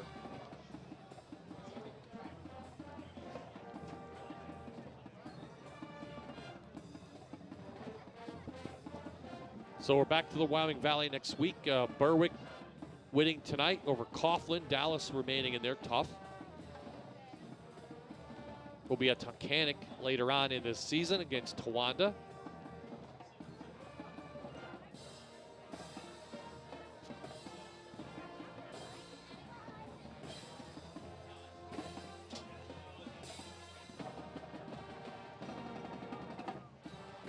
So after the timeout, 2:46 on the clock. You're a West Side fan. You got 2 downs here. You got to make the stop. Down number 1, Iani's got a first down. Off the right-hand side inside the 30.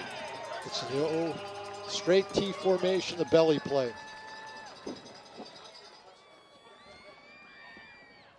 Both teams have 1 timeout remaining. So pretty simple for North Pocono here. You just want to keep it on the ground. Just do not let go of the football. Ball security. Well, every time North Pocono took the lead, and West, remember, led this one 7-6. West has responded. Just a little bit outmanned tonight, I think. Well, that's what they needed before, but great stop on the inside. Worsnick on the stop, number 55. Do they have enough time, though, to get the ball back? That's the question. 2nd down. We're just under 2 minutes to go. North Pocono's going to just milk the clock down as much as they can. You can clock on the 140. scoreboard. It says 1 timeout left for North Pocono, and for West too. So West can only stop it one more time. There's going to be a penalty for delay North of game. Pocono's going to stop it. They're going to call timeout.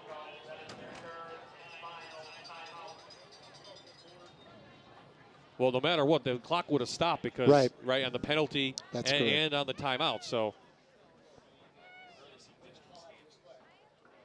is that Pocono's last timeout? yes.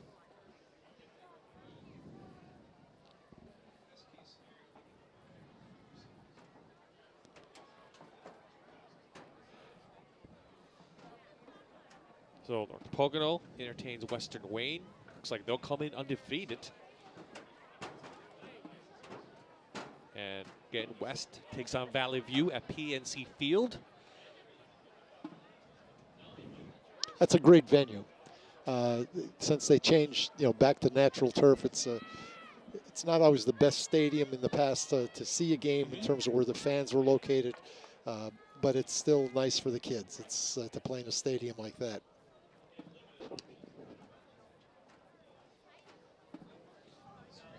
Yeah, the Real Riders have done a nice job over the last couple of years with community events, and that's just one of them next week. And Lakeland Old Forge will play down there quite a few times.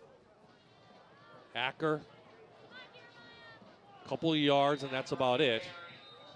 Surprised West isn't trying to go after the ball. They just call their timeout. I'm surprised they're not going after the ball, too. Yeah. So West calls their timeout. Third down coming up.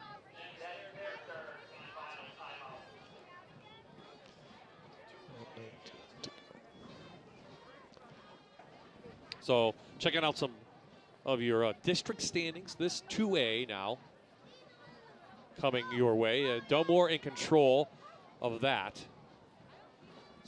Susquehanna was losing tonight to Lakeland, correct? That's correct. And Carbondale was losing to Trail. So this is Delmore's race to win. Basically, that's all you can say. Right, exactly. They're a dominating team in 2A. It depends on the Riverside Old Forge game tonight, whether Riverside can pull that out to get them back in the race.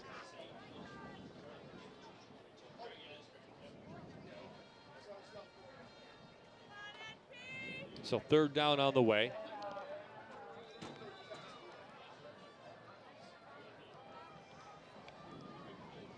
Play action. Well, I think it was a quarterback. It was a bootleg. Yeah, it was a bootleg, as Coach said. Fourth down now. So West will get the ball back with some time left and no timeouts at all.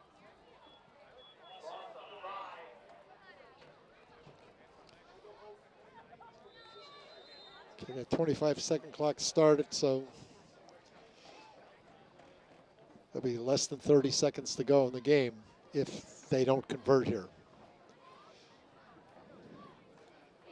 And maybe they'll just take a penalty here, move it back another 5 yards.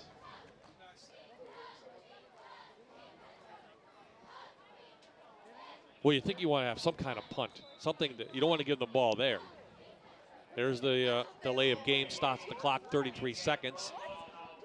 You suspect the punt team will come on and a little pooch kick. I'd hate to see it blocked. Well, it's either that or you give the ball to Chalette right there, you're right? You're correct. You coach, not me. You're in the Hall of Fame. I'm not sure it's because of the decisions I made. Yeah, see, no punt here. Nope. They're going to go into the center. An illegal motion now. Back up another 5. One more second on. False start. Back to 33 seconds it goes.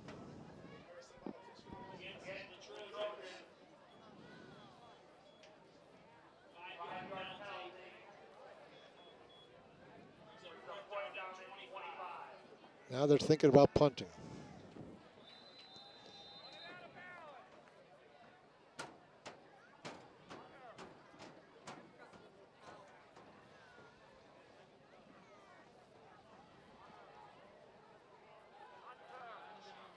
You know, this is all credit to West Scranton, too. Quick that kick last here. There's going to be a quick kick here. Their last score. Does it go into the end zone? And it does. So they'll get it out to 20. So just a net of 22, but West has a chance. 7 seconds left. No timeouts. They have not been able to throw the ball, but no one's been able to stop Gillette either. That was a good decision by Coach Dolan. You know, the quick kick is a little bit safer. There's not a bad snap, less chance to get it blocked. So West needs a touchdown and a 2-point conversion. Gillette's going to go out to the right. North Pocono just going to rush 3.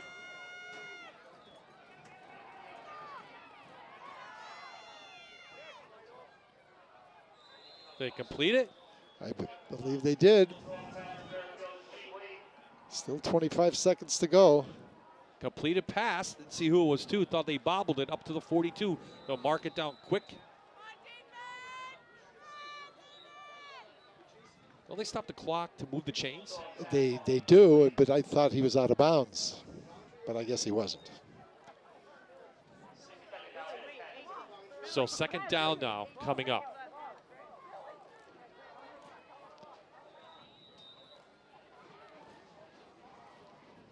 Oh, let's give credit to Chulo. He threw a nice pass over there. Did. I didn't see who caught the ball from our angle.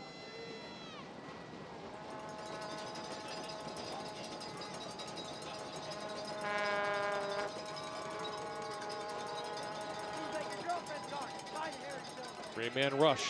Plenty of time. Chulo just going to throw it up there. Incomplete, and a late flag comes in.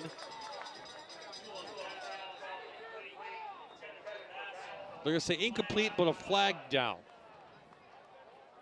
Offense or defensive pass interference? Looks like he drug. Looks like the West player. Here we go. Look at it again. Coach will slow it down. Let's see.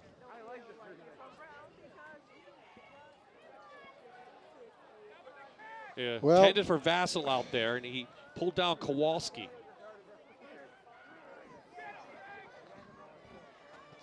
Gonna go against West. So offensive interference.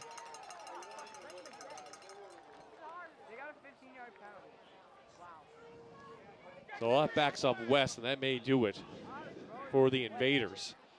11 seconds on the clock. Seconds. Oh.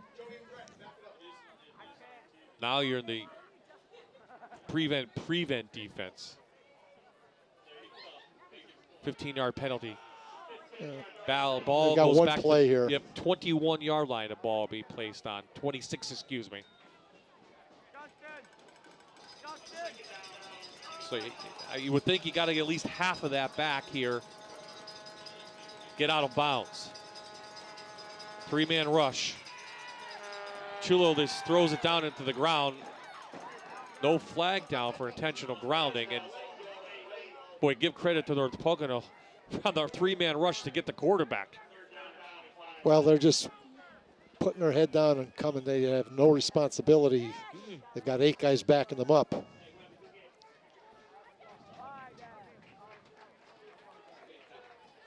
So this should be the last play as the rain starts to pick up here at Trojan Stadium in Moscow. Week number 6 coming to a close here. Friday night rivals. I've seen this before. Coach Dolan uses Donnie Blaine in the secondary in certain situations. See if West has any kind of razzle-dazzle here. Gave it their all.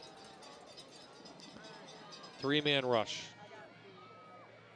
Throw it up, goes incomplete. Should be a second left, nope. And the clock hits 0, and that's the end of the game.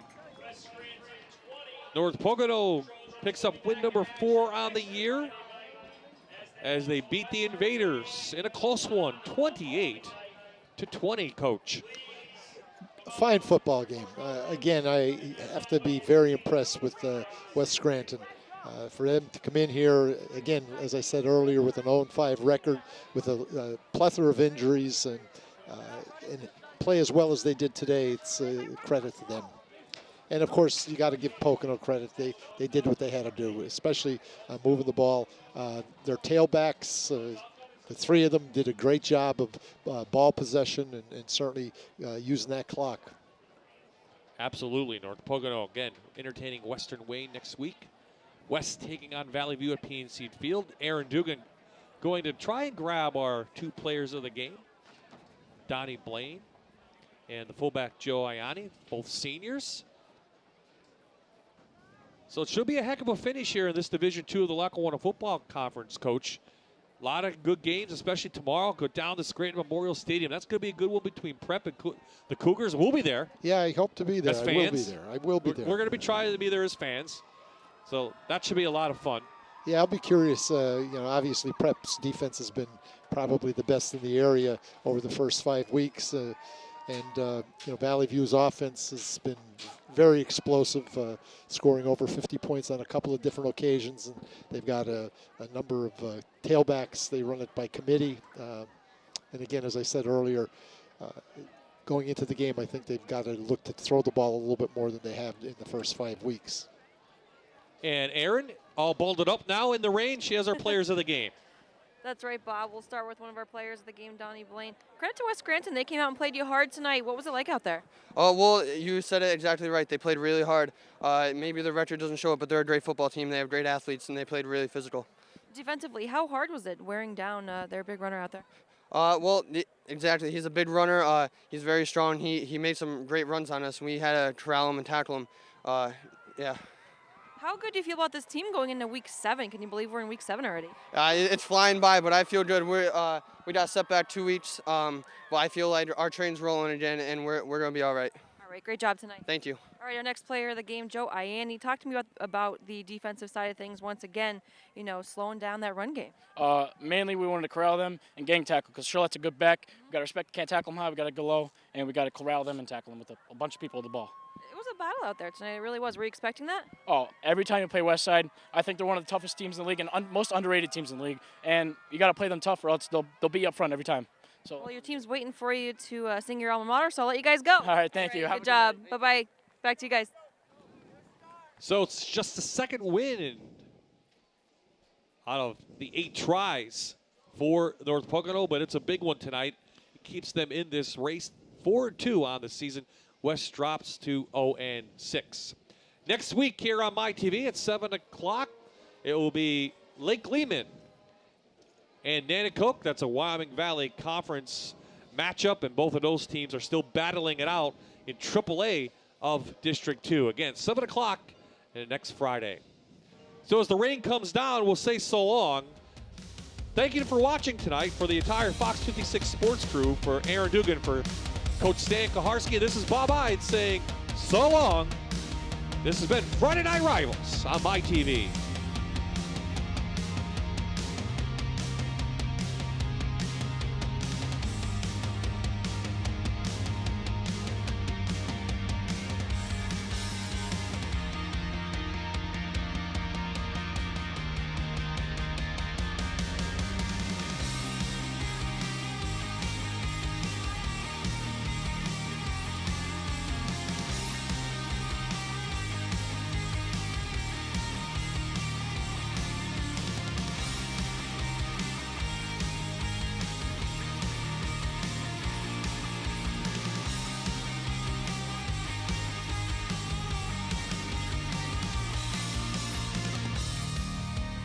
This is Friday Night Rivals on MyTV WQMY.